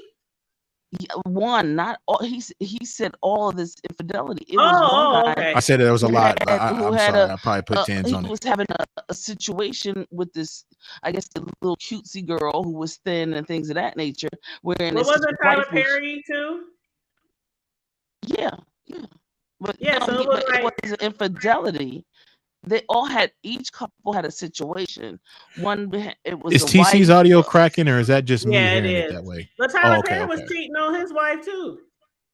No. You sure? No, he was. No.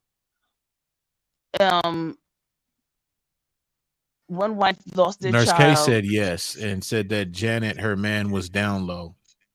Yeah, So see, and that's what I'm saying. See, the movie, No, his wait, movies put out that a lot was of. not the couples. Wait Okay. a minute, that wasn't the couples. The download was when when they played the women in all the colors. That was the download. Janet Jackson was red. I know what I'm talking about. Janet was Yeah, I don't who? know. I don't know. Janet Oh, Jackson okay. I was think that red. okay. And I think that I was the remember. down low brother. Not she was with the brother who was Tyler down low. Perry. And then the other, and then he was, and then the other ladies, the one that was in white was Whoopi Goldberg. The one that was in green was Loretta Devine. The one that was in the Tangy was the orange. Let me try to. I got the echo cancellation on her mic, but it's still staticky, y'all. It's still sad. It's still pathetic. I don't get this shit. But yeah, why did I get married? That's it. And Tyler Perry, I think in that one, I think she had lost her baby, and then I think she got real depressed, and he started. He thought about it, out, but he did. He moved out, and he was with somebody. I could have sworn he moved out was dating somebody else. I don't remember. I don't remember. I ain't seen it in a long time. It was a lot of them. But that was one. But they were like 4 couples, and they all had different sets of circumstances. And they were not, they just had issues. 4 men, 4 women, and then at the end they took up for the Jill Scott because she was, a little thicker, and then in the second one she lost weight, or at the end she lost weight or something like that. Whatever. Yeah. It was based on a play that he had done, and actually he turned it into a movie. Yeah, he got a few. He do got a few movies. He did a lot of plays that are not depicting Black women in a very, very bad light, but then he has a lot of them that are. Well, Acrimony, because Black women sell. I know. Yeah, Tyler Perry, he got a lot of movies. He got like 50 movies. Damn near. Yeah, pretty much. Mm-hmm. The one where he was matchmaking, and he had the, what do you call them? Yeah, for color girls, right? That was something totally different, though. That was, all of those women, and yeah, Janet Jackson was the one in the red, and she was the one that had the down low brother, and all And of that's them when they had the different- baby hanging out the window, and all that kind right, of shit, right, different sets of circumstances. Listen, I hear what y'all are saying. I just think that that a movie has to. Did have you just plot. say something about a baby hanging out the window? Yes. And Tyler Perry directed that movie.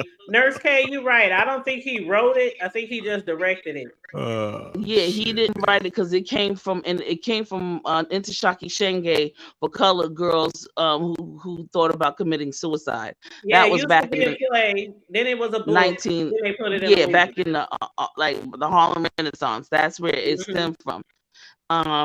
And yeah, that was. I think that he did an absolutely awesome job at depicting each one of those colors, each one of those ladies, from the original Shaki Shenge, from the play. Anyway, I hear what y'all are saying. I just don't think that. How do you get away from a movie without having a plot? Well, it's not just us. That's the thing, TC. It's not just me and Riggs. I still hear us in the background, but it's a lot of people out there who have been telling Tyler or talking about this for years. And after this movie came out, yeah. TC, are you sure you don't have another window open? How the hell? I can't even get up on this one. How Are do you you on have your another cell phone? window open? Yeah. Do you have us playing on YouTube or something else? No. Nope. I turned that off. I turned that entirely off. Maybe if you got down and come back up, because we literally can hear ourselves double talking. Okay. To be honest, I knew after I saw the movie that there was gonna be backlash. Yeah, me too. Like straight up. Like after I saw the movie, I was like, man, that was a good movie, but like certain things, like when the movie was playing, I kind of knew it was gonna play out. Like with the lady talking to the lady in the bank, you know, like, hey, you know, will you go ahead and, you know, look after my daughter? Like that was solid. And I was hoping like that was gonna come out because I was hoping that. I was like, man, she had to ask this lady, you know what I'm saying? Like she knows she's gonna have to do this time. You know, she ain't got no family because, you know, they had their little discussion and shit. I was like, man, maybe she might ask her to go ahead and, you know, her and her husband, you know, take care of the little girl, you know what I'm saying, until she get this time out the way. So, you know, like certain things like that, that was dope. And I almost predicted that was going to happen. You know what I'm saying? When they had that conversation. Yeah. So when it happened, I was like, that's dope. Yeah. But the ending wasn't dope. You know what I'm saying? And we done seen those type of endings before, right, Riz? Like who all remembers the God Sixth Sense? damn, man. Like who all remember the Sixth Sense? We didn't seen that type of ending in several movies. At least I have, in at least 4 or 5 movies over the years, where people the whole movie they thinking they I didn't even see a movie that was super good like 3 or 4 years ago, and it was about a guy who went through the whole movie, and there was so much drama and action and shit and sorrow, and wife sick, and then to find out his wife had been sick and died the whole entire movie, and he was talking to her. She was in the car. Yeah. She was like in the Sixth Sense. Remember the dude saw his I child? don't remember it, but I can remember certain like a certain kind of movie kind of like that. So it might have been that. Yeah. But yeah. Yeah, if you ever watched The Sixth Sense, anybody, if you ever watched The Sixth Sense, it had the same type of ending. And as far as like the one of the things I just wanted to point out was how I think as far as like costume, I think everybody was great in the costume. The people in the hood, Taraji, the bank lady, the police, obviously they were in uniform, the supervisor, the landlord, but why was Hold on, real quick though, Hood Table. Shout out to Sinbad. Oh, Sinbad. Do you know how bad Sinbad is doing right now? Yeah. And like I just seen a thing on that too, like before I popped up, you know, he went through a lot of shit just to do those scenes, you know what I'm saying, in the movie. Because when I seen it, I was like, holy shit, that's Sinbad. And I've already been kind of following Sinbad a little bit, you know what I'm saying? Because his health has not really been good at all. So like for him to be in the movie like that, man, that was dope. So you know, shout out to Tyler Perry. He said he couldn't. He said he had to put seeing what Sinbad has been going through and being sick and things like that. He's one of the greatest entertainers, actors. Fuck yeah, man. So he said he had to make a spot for him in his movie. But I was like, a lot of people is talking about why he portrayed Tiana is looking like a damn movie star. Like she about to hit the clubs the whole entire movie. Like her hair didn't get messed up, her face wasn't sweating, her face was beat the entire time. It's like, what? But that could have been her though. What cop? That could have been her. That could have been her. Like she don't want her image to be a certain way. It could have been. But he's the actor. He's the producer. He's putting out the checks. So I'm gonna assume that he had wardrobe and makeup make her like that. But you could be right. So that. But that's what I'm talking about, Hood Table. See, and that's the thing when it comes to you know, with Tyler Perry, and I'm not trying to get hella bad on him, but just when it comes to his movie making and just the actors and actresses and just certain things like little things you're picking out, like these are the type of things I kind of be seeing too, and it's just like what are we doing? You know what I mean? Like, let's make this shit let's make it dope. You know what I'm saying? Like, let's really put some feeling into this shit. Let's make some realism. Like, you know what I mean? Like, if you're a fucking cop and you talking to this lady, let's make it look like it. Let's have you drinking coffee. Let's have you drinking coffee in that motherfucker. You know what I mean? Stressed out. Let's have, you know what I mean? Like yeah, you know, like you feel me? Even the bad cop, his acting was just horrible. It was horrible. I agree with that. All right, I'm done. I don't got nothing. I don't want to sound like I want to say I have to agree with some of the I'm people. on mute. You're right. Some of the people who were talking about Tiana's makeup. So I'm like, come on now. Ain't no movie, TV show, or nothing. They got, I mean, all the shit that was going on in this goddamn movie and her face and makeup ain't, I mean, she had to powder her face. She had just looking just beat to death. Like beat to the gods. Like It was just and the weird cop. shit like that. Yeah. And the cup. Like, yeah, I didn't. I was like, yeah, okay, no. Um, even though I applaud, my female cops, and I would like to see a whole new female cop outfit, uniform, sheriff department uniform, law enforcement all the way around. I don't know why they keep giving these women these ugly looking men, old nasty behind uniforms. I hate it. I can't stand it. I think that they should be better uniforms for women that are going to fit them and fit their shape and still be able to conduct their duties and things of that nature and be professional. There are things that can be done. Anyway, yes, I totally agree with you all on that. Some of the acting, in terms of the casting, I do agree with you. Yes, there can be better casting. I do like to see new people. So the 6888, when the ladies and I was so glad to see. I didn't want to see Taraji no more. I didn't want to see none of them. I didn't want to see none of them no more. I don't want to see comedians anymore. I'm not a fan of comedians being actors. I really am not. I know that this is what has happened. Comedians turn into actors, turn into politicians. Okay, it is And what it rappers is. and singers, because I ain't gonna hold you. I love me some Tiana, but she is not no actor. And I done seen her act in several different movies. And right, I don't even know who she is except when I saw her on that thing. But yeah, I'm trying to think. There were a couple of other Tyler Perry movies, but you know what? I don't know. Okay, the one where the girl, the young lady was married to the so-called rich millionaire lawyer, and dark skinned guy, big round face, dark skinned guy, and she came home and he was with this the other chick, and Yeah, she that's the would. one I mentioned before. Diary of a Mad Black Woman. Oh, okay, that's what that is. Okay, that's what that was. Okay, yeah. I mean, so she went to her auntie's Medea house, and Medea they got it together.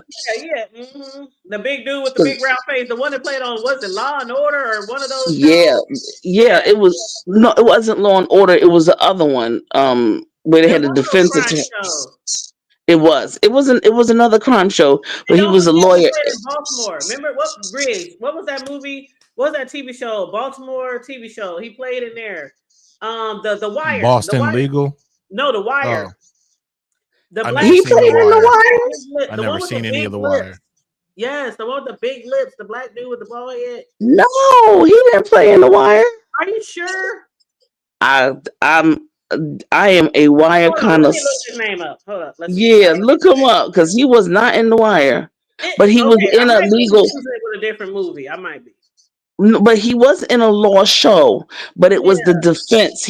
They were defense attorneys, not prosecutors. They were defense I'm gonna look attorneys. him up right now. Okay, keep talking. Okay, but we gotta have a plot and a plight. I don't know.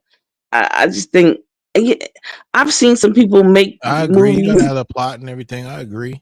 And then, and if it's educated, then if they do education or if they do college or what, everybody don't go to college or everybody don't. No, everybody doesn't. It's depicting a certain group or a certain, only 1/10 of the population do. Like, so, And I don't know. In Law and Order. He was in Law and Order, but he was also in some other ones.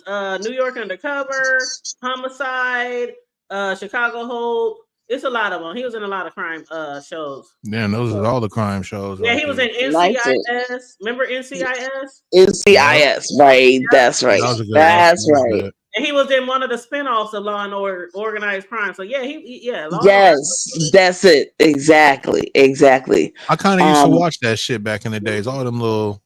I used to watch Matlock and all that type of shit, man. I ain't even gonna bullshit. Man, go back and binge watch Law and Order, man. Will you binge fuck watch with Law that and shit Order. from the beginning? Law and Order used to be a shit. But I mean, I think that Tyler Perry is one black producer, movie director, et cetera, et cetera. I look forward to the day that they will be ushering in new talent, new talented people who can depict and possibly garner the kind of different personalities and different situation and events that we as Black people are get into and have. We're not monolithic, just like Chinese people aren't, and the Italians aren't, and none of them are. But we have to we somehow or another get really stereotyped, and then in terms of, oh, this is all Black women, all they're gonna do is be mad, and this, no, that's not the case. You know what I see, TC, and I'm a this is just my point of view of kind of how Tyler Perry kind of does his thing. Like, I'm all for new actors, actresses. I just seen, Black Panther. I never saw it, and I just seen it. You know what I'm saying? And a lot of those people were fucking new in there, and they were good. And it's all on the casting. And what I notice about Tyler Perry is it seemed like he's casting more for a look. The men are gonna have a certain look. Okay. The women are gonna have a certain look.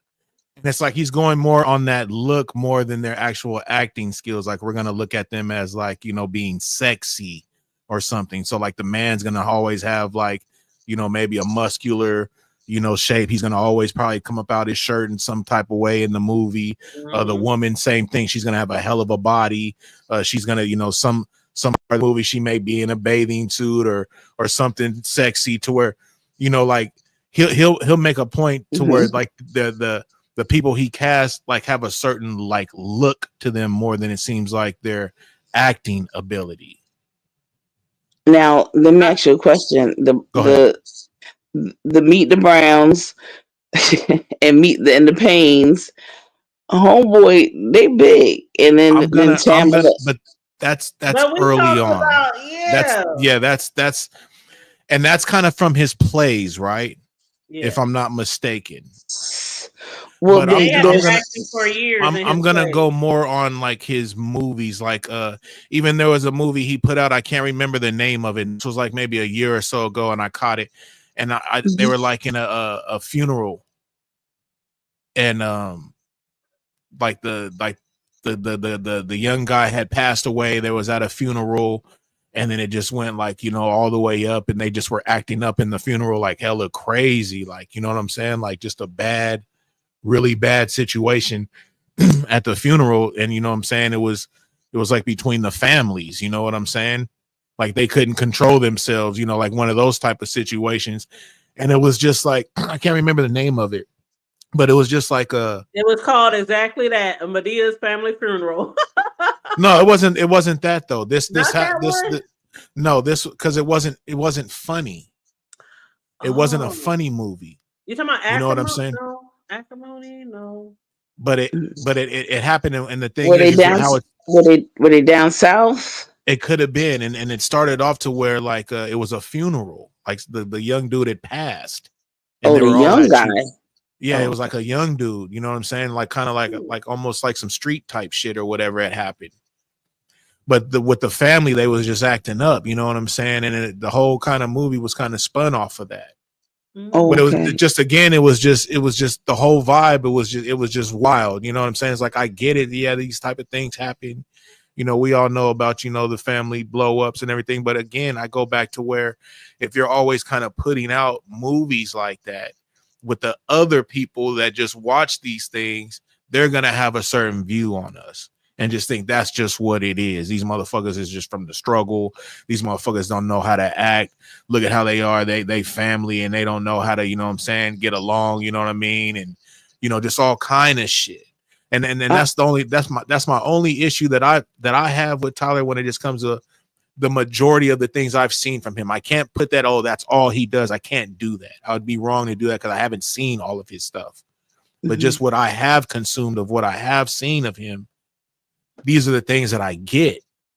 maybe it's the luck of the draw, the fucking movies that are getting thrown at me to fucking watch. I don't know, but you know what I'm saying? Like, but if we're gonna talk about the old school Tyler with the Meet the Browns, like some of that shit was funny, man. I mean, I watched that shit. Like, I ain't mad at that. You know what I'm saying? This whole little Madea thing or whatever, it is what it is. You know what I'm saying? But I'm just talking about the movies that he kind of puts out with the kind of message that I think he's kind of putting out there with these movies. And I think that's why people are giving him backlash, because they're kind of like seeing, you know, a certain style that he's, you know, coming with all his fucking movies.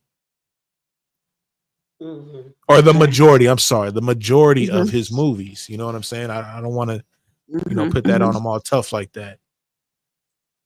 Now, I remember Rick Fox, Angela Bassett, they were all in that movie where they went down south because an older dude that wasn't passed. it. No, yeah, that wasn't it. Because those actors are dope. Hell no, he didn't have none of those type of actors in this movie.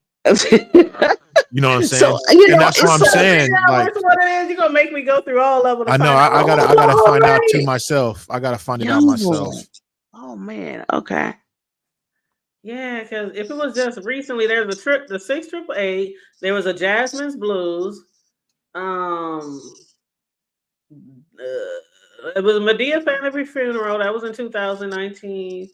Acrimony. No, this had to be like a good 20, you know, 24, 2023, if anything, because we in 2025. Oh wow. So Okay.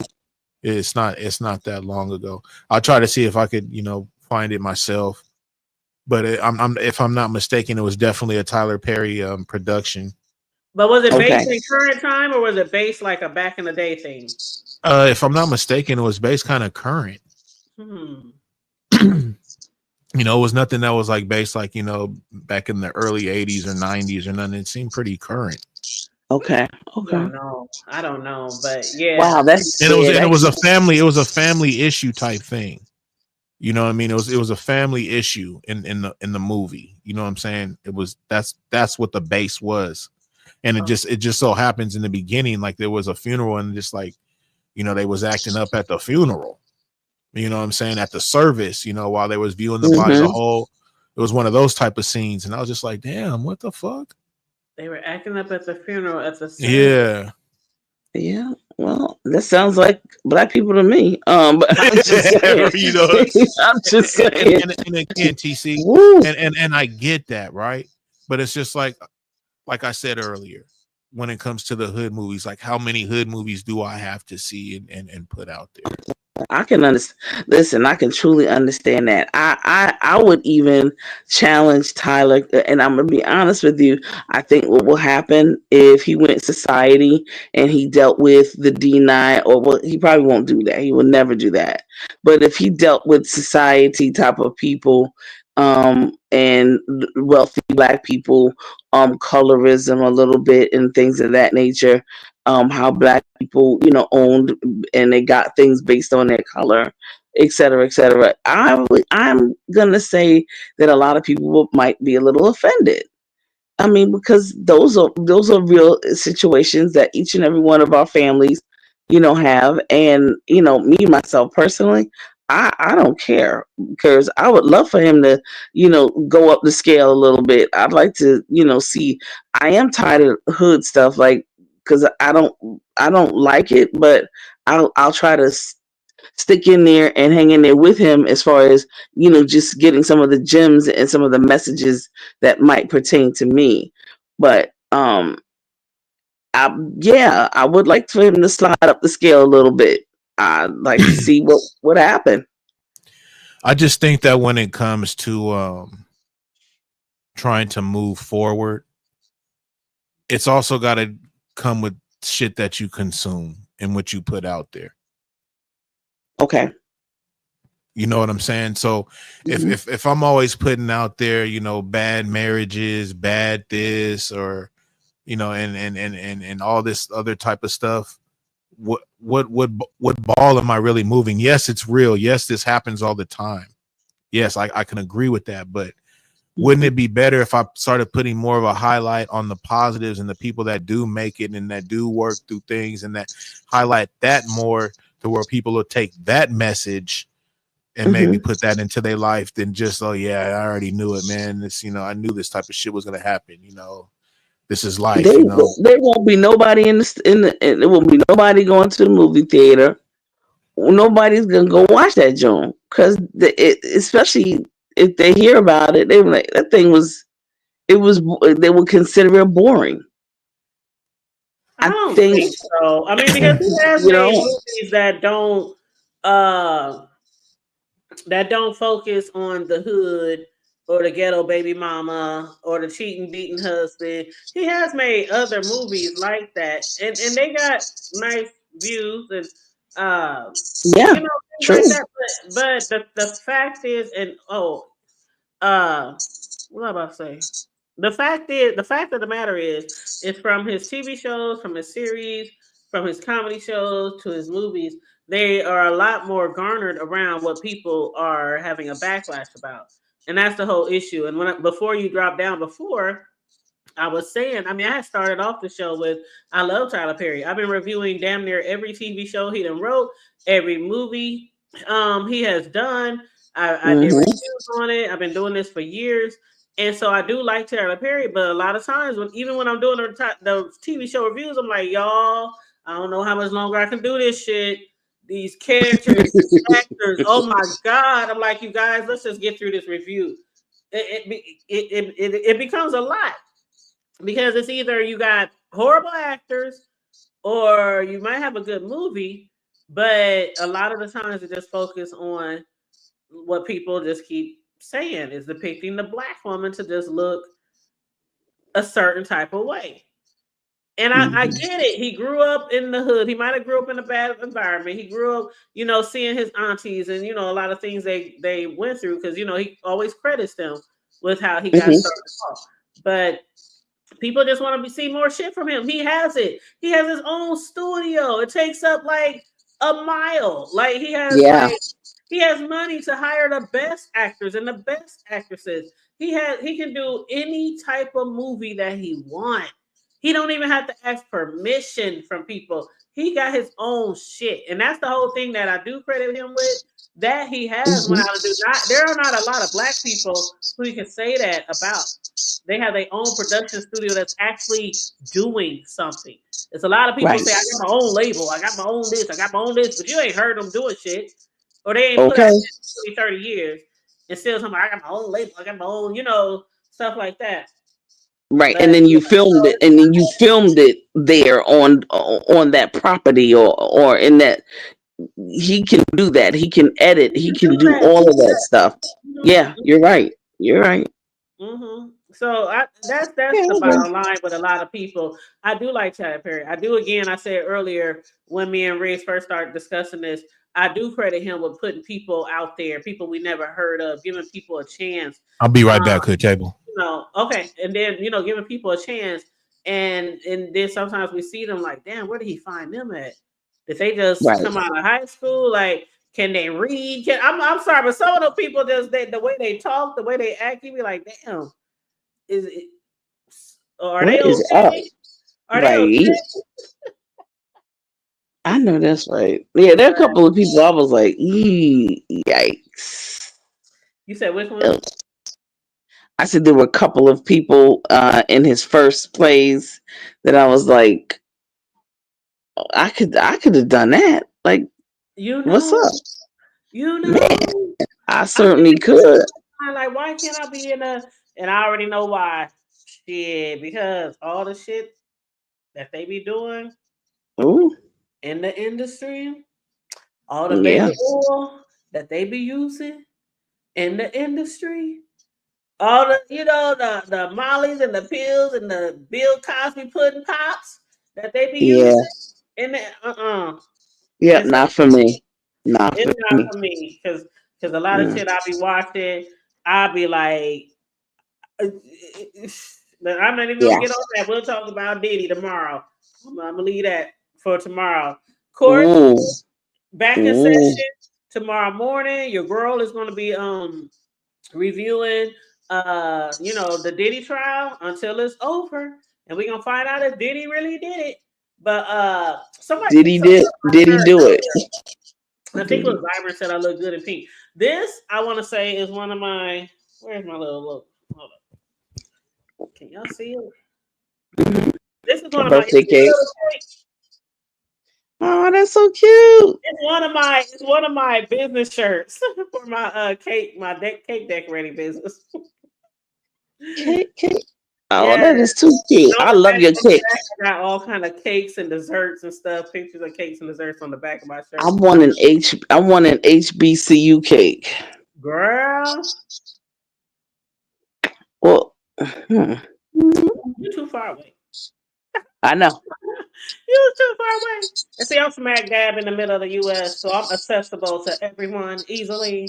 I But would just like to see what in your head, what it would look like, or if you were to do a cake, an HBCU cake, what would it look like to you? and see, I'm mainly unless somebody sends me a picture from inspiration, because people will go online quick and be like, "I saw this cake. Can you do this?" Which I always say, "Sure," But I mainly freestyle my cake. Yeah, okay.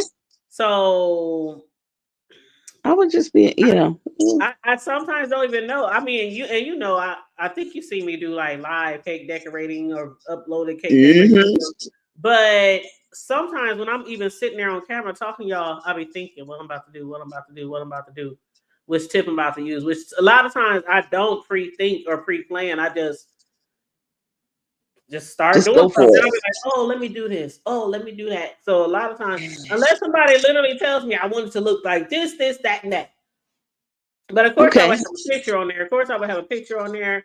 Of course, I would do it in the colors. It would be cute. I have an easier one then. How about my Eastern Star cake? An Eastern Star cake. Mhm. Well, it depends on what type of cake you want. Like, we can go all the way from tiered cakes to sheet cakes to Sheet. like if it was a Easy. sheet cake, then Yeah. of course I always try to put whatever picture you represent. If it's an Eastern Star, whatever picture that you feel represents the organization the best. I would ask you to send me pictures. Then I would Mm-hmm. put it on there. I would probably implement some of the people from the past, like past people in what do they call it? Like an organization, a society. What is it called? Well, we're benevolent. Benevolent? Is that what it's called? Yeah, we're I benevolent. call everything a society. Hell, I call what Diddy had a society. Yeah. No. Organization. But what I'm trying to say is I would incorporate it. I would incorporate what it means for the Eastern Star, what it represents. Pictures. I always go for the colors. There you go. Whatever, Colors. whatever you have in mind. But Okay. Well, yeah. something real easy, And I real know simple. Yeah, I'm back. I'm back.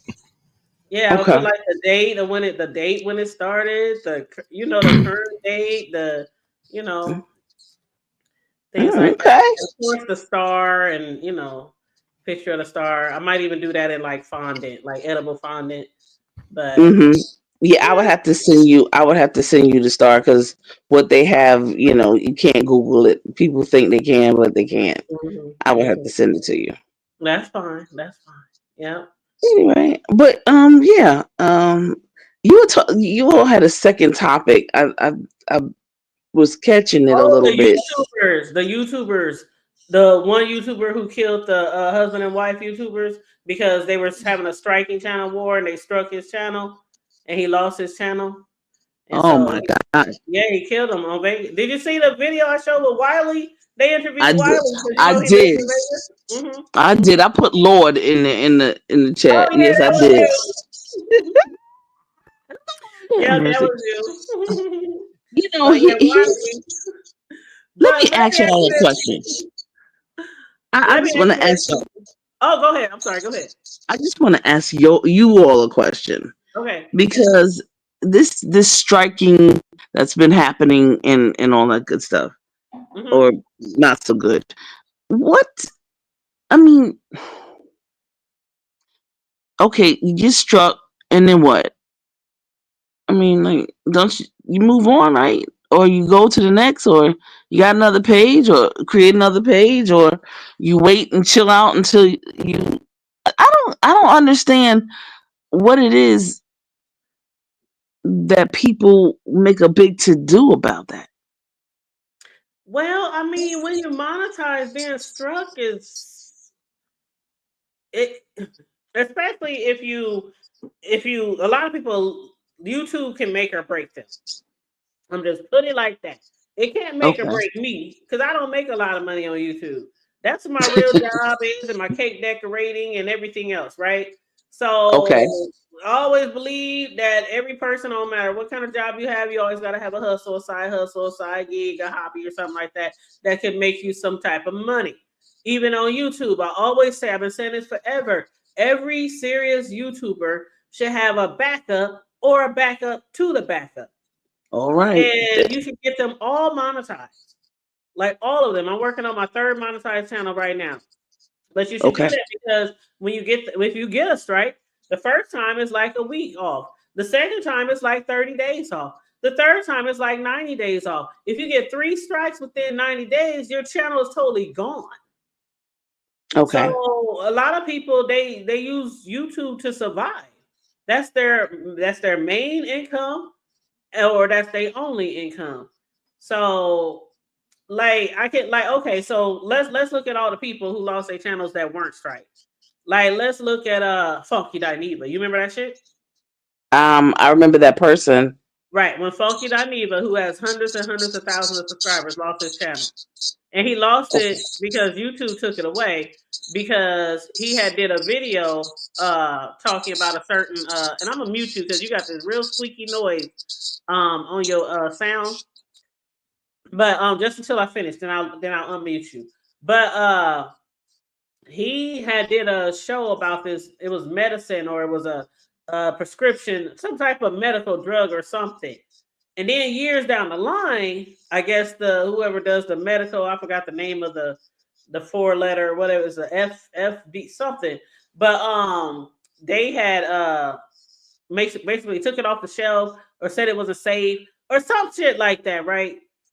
He did that video like 6-7 years before that.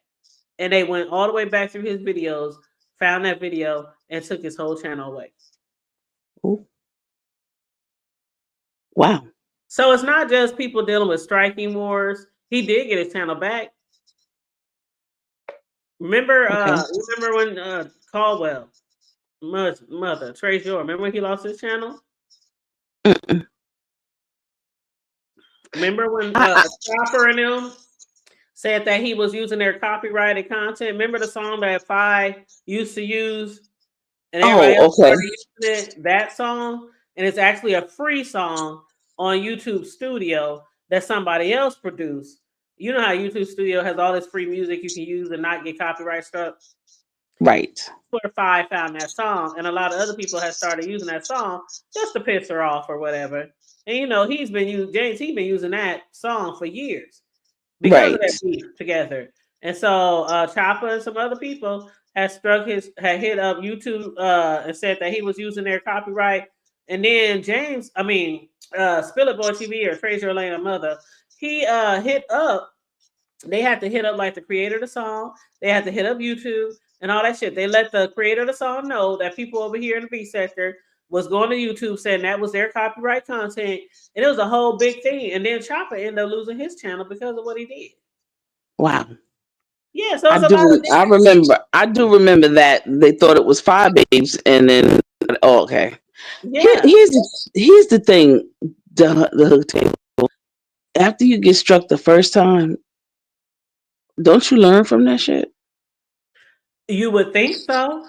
After you get struck the first time, after somebody call your job the first time, after somebody show up your church the first time. I mean, all the things we done seen in the beat. That's what I'm saying. Right. That's what I don't understand. How do the second, all right, the first time, like you said, a week or how many, but then you a second time, that means you're doing the things over and over again, and you're expecting a different result, and that's insane. And then people keep doing it, and then they get antagonistic, egotistical. Then subscribers start, putting, oh, you ain't got to take this, you wasn't wrong, that ain't. And then instead of you just humbling yourself and saying, I ain't mentioning that person, don't mention that person, I don't want that person, don't talk about. I'm not, listen, let me tell you something, one time only for me, that's it. And that's it. I will never ever, I guarantee you, don't even worry about me. I won't be in your chat, I won't be around you, nothing of the sort.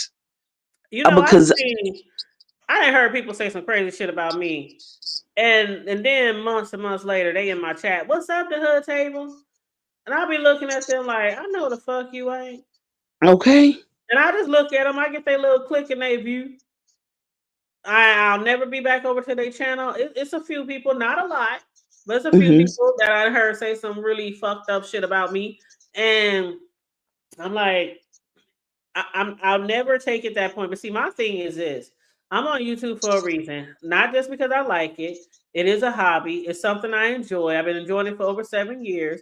I like to come on here and chit chat, review shows, news, whatever. And it is a little side hustle. It puts a little bit of money in my pocket every month or every few months. But I'm not on here to degrade myself. I'm not on here to embarrass myself.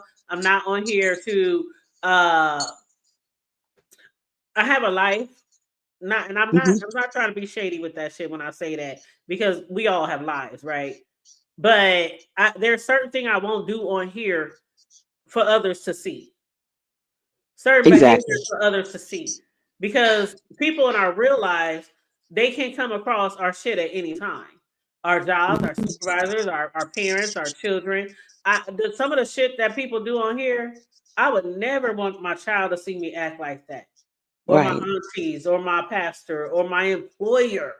And that's why a lot of people here have lost their jobs, because people be sending their videos to their employers. Exactly. So there's a certain behavior that I'll go so far, I might cuss, I might, act a little hood, because that's in me. But, you know what I'm saying? I might come on here and just, we just have fun. We just kick it. You know what I'm saying, TC? Absolutely. But I'm not gonna go gutter, doxing, and harassing and bullying. I'm not doing that. Well, you know what's really interesting, because I do have a channel, and I do my thing. I ain't never let nobody. They ain't gonna know. The first, second, third, or the fourth. They can look me up or try to look it up. They ain't never gonna find it.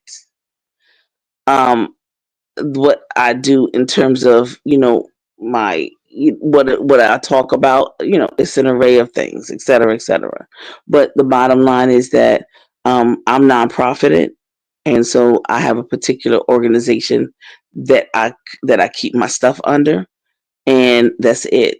I've always said that each and every one of these YouTubers, CCs, content creators, whatever, need to nonprofit their pages and keep it moving. Don't have nothing in your name, but you all in control of everything. That's the bottom line. And also the people that do give me, donations, et cetera, they get something so that they can write it off at the end of every year. And so I'm grateful, I'm thankful, and I could give it to students who need to go to college, or parents who need extra money for their students to go to college, airfare, train fare. Some people have funerals, and they didn't, of course, no one anticipates somebody passing. Even when you do, you still don't, and somebody has to get from school to home. Emergencies, toiletries for the ladies, they need those things. It costs every month for us to purchase and make sure we're together and snatched and all of that and things of that nature. Absolutely. So on and on to the break of dawn.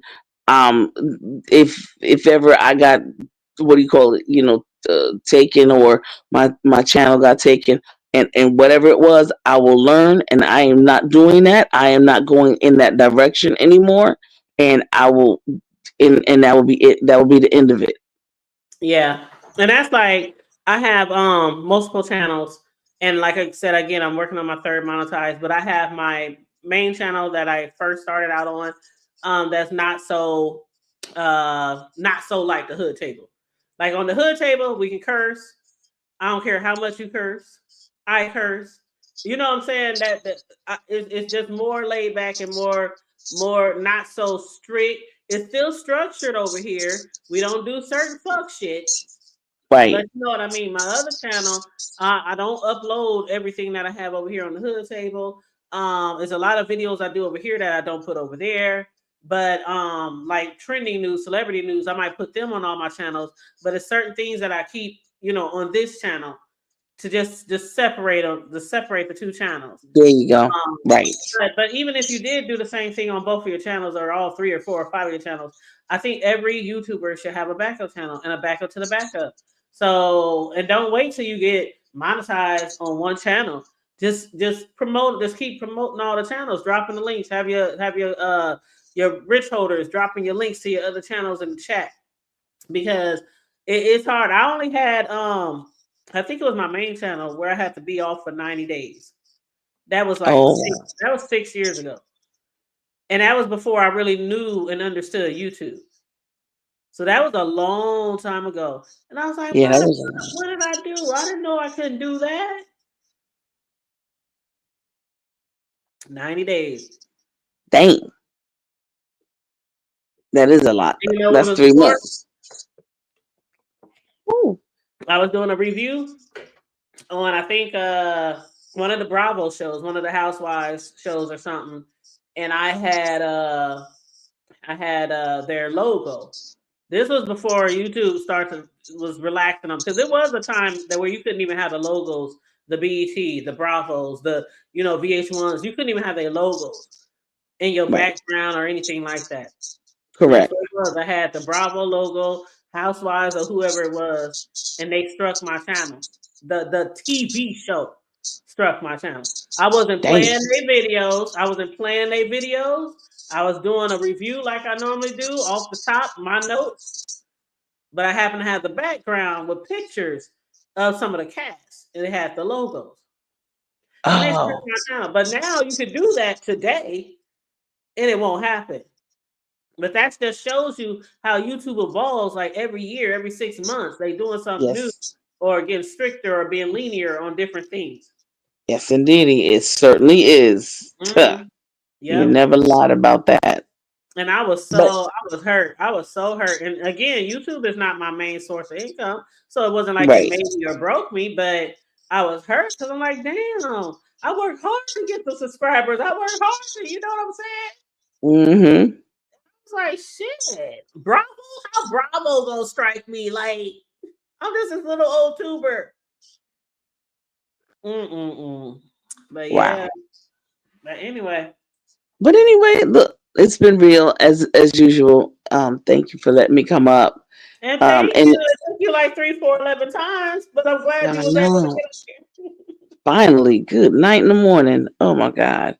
But just so you know, as far as Sinners is concerned, I knew when I saw you doing Diddy every daggone day, I was like, dang, I was like, no, let her do her thing.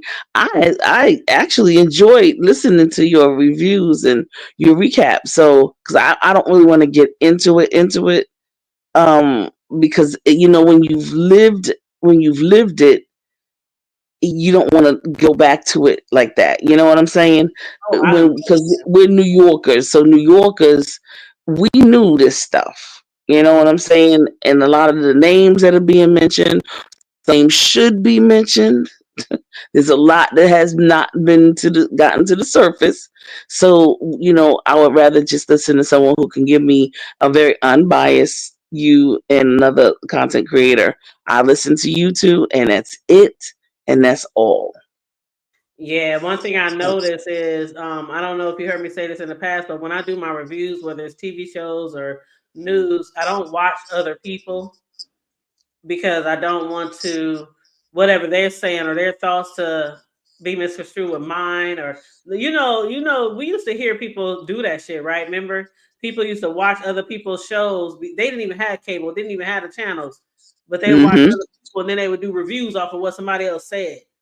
I don't do that. Even when people send me links, say you should watch this YouTuber, you should watch this one, you should hear what they got to say.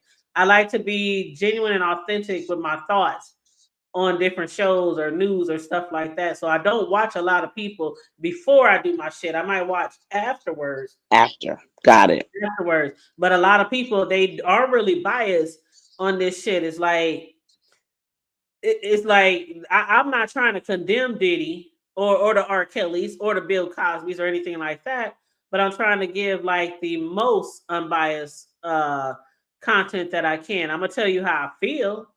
This motherfucker crazy. This nigga nasty. This nigga, you know what I'm saying? But yeah, a lot of people I don't listen to their content because they just be like way over the top. They're more for the entertainment part than more of the news and the education and the what I mean. Which is cool. It's cool. It garners a lot of clicks and views when people do that type of shit. So It does. it's all good. It's all good. And Everybody it makes people come to you because they're like, they fa la la la la. Let me listen to you. It's a lot of they put a lot of Yes. sauce on it. They put a lot of because they want to make it real funny or real entertaining or real dramatic, and that's good. Everybody has their own lane. But I don't like to watch those type of shows because it kind of can influence me. And I learned that early on 7 years ago when I started doing TV show reviews. I literally would watch the shows and then I would watch to see what other people thought.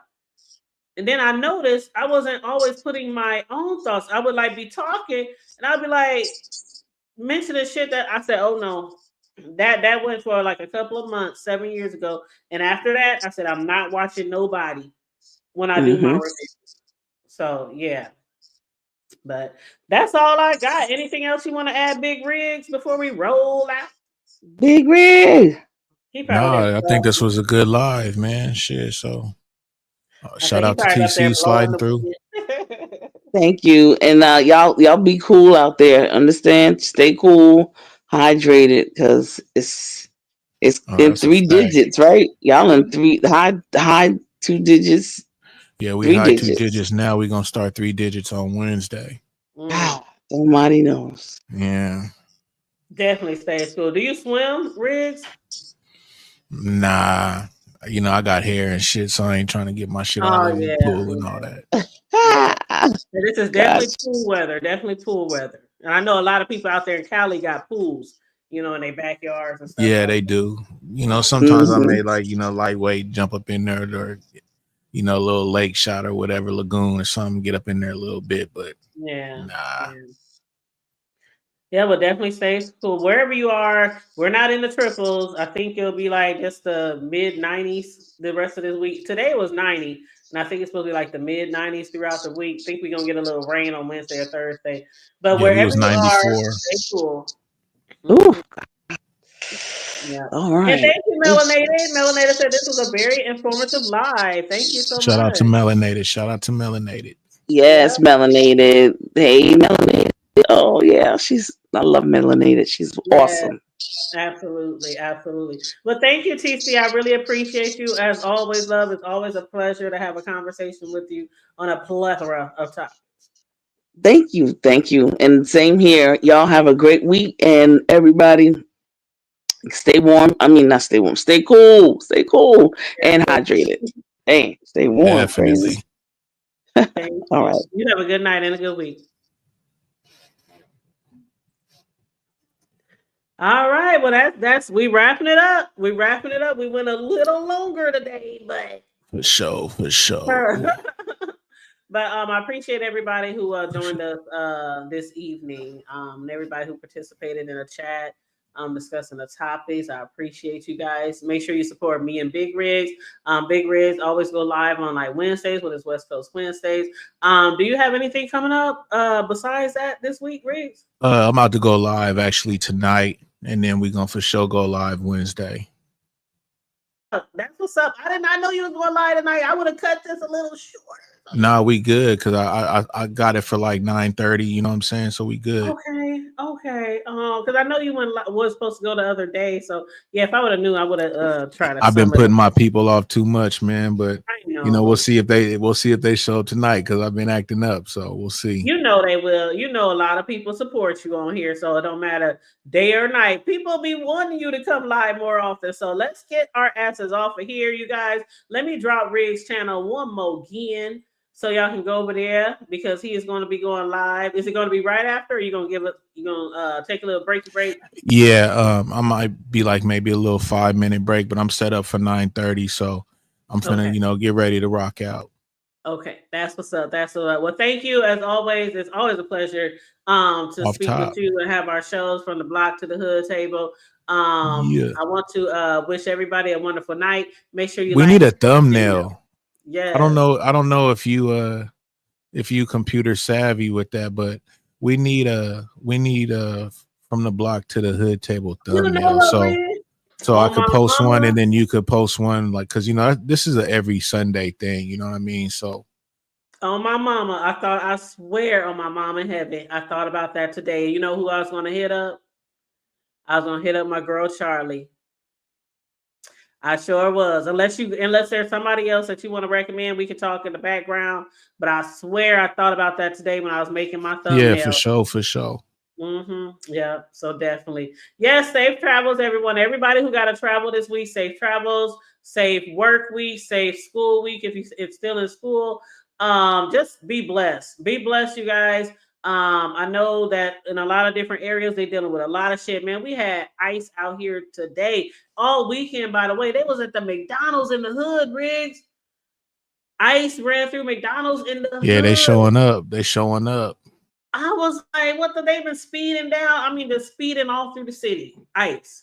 So I know there's a lot of shit going on in a lot of different places. You guys, please like and share the video. Subscribe to the channel. If you want to donate, feel free to send a Cash App or Super Chat. Also the same with Big Riz. If you want to donate, send him a Cash App or a Super Chat. Viber did drop his Cash App in the link. But please, you guys, make sure you are also supporting Big Riz channel. He will be live in about 5 to 10 minutes, okay? But other than that, stay safe, be blessed, remain vigilant at all times, and always remember to keep it hood. Yeah, keep it hood. For sure. All right. I'll see you later in a minute. All right, you guys. Good night.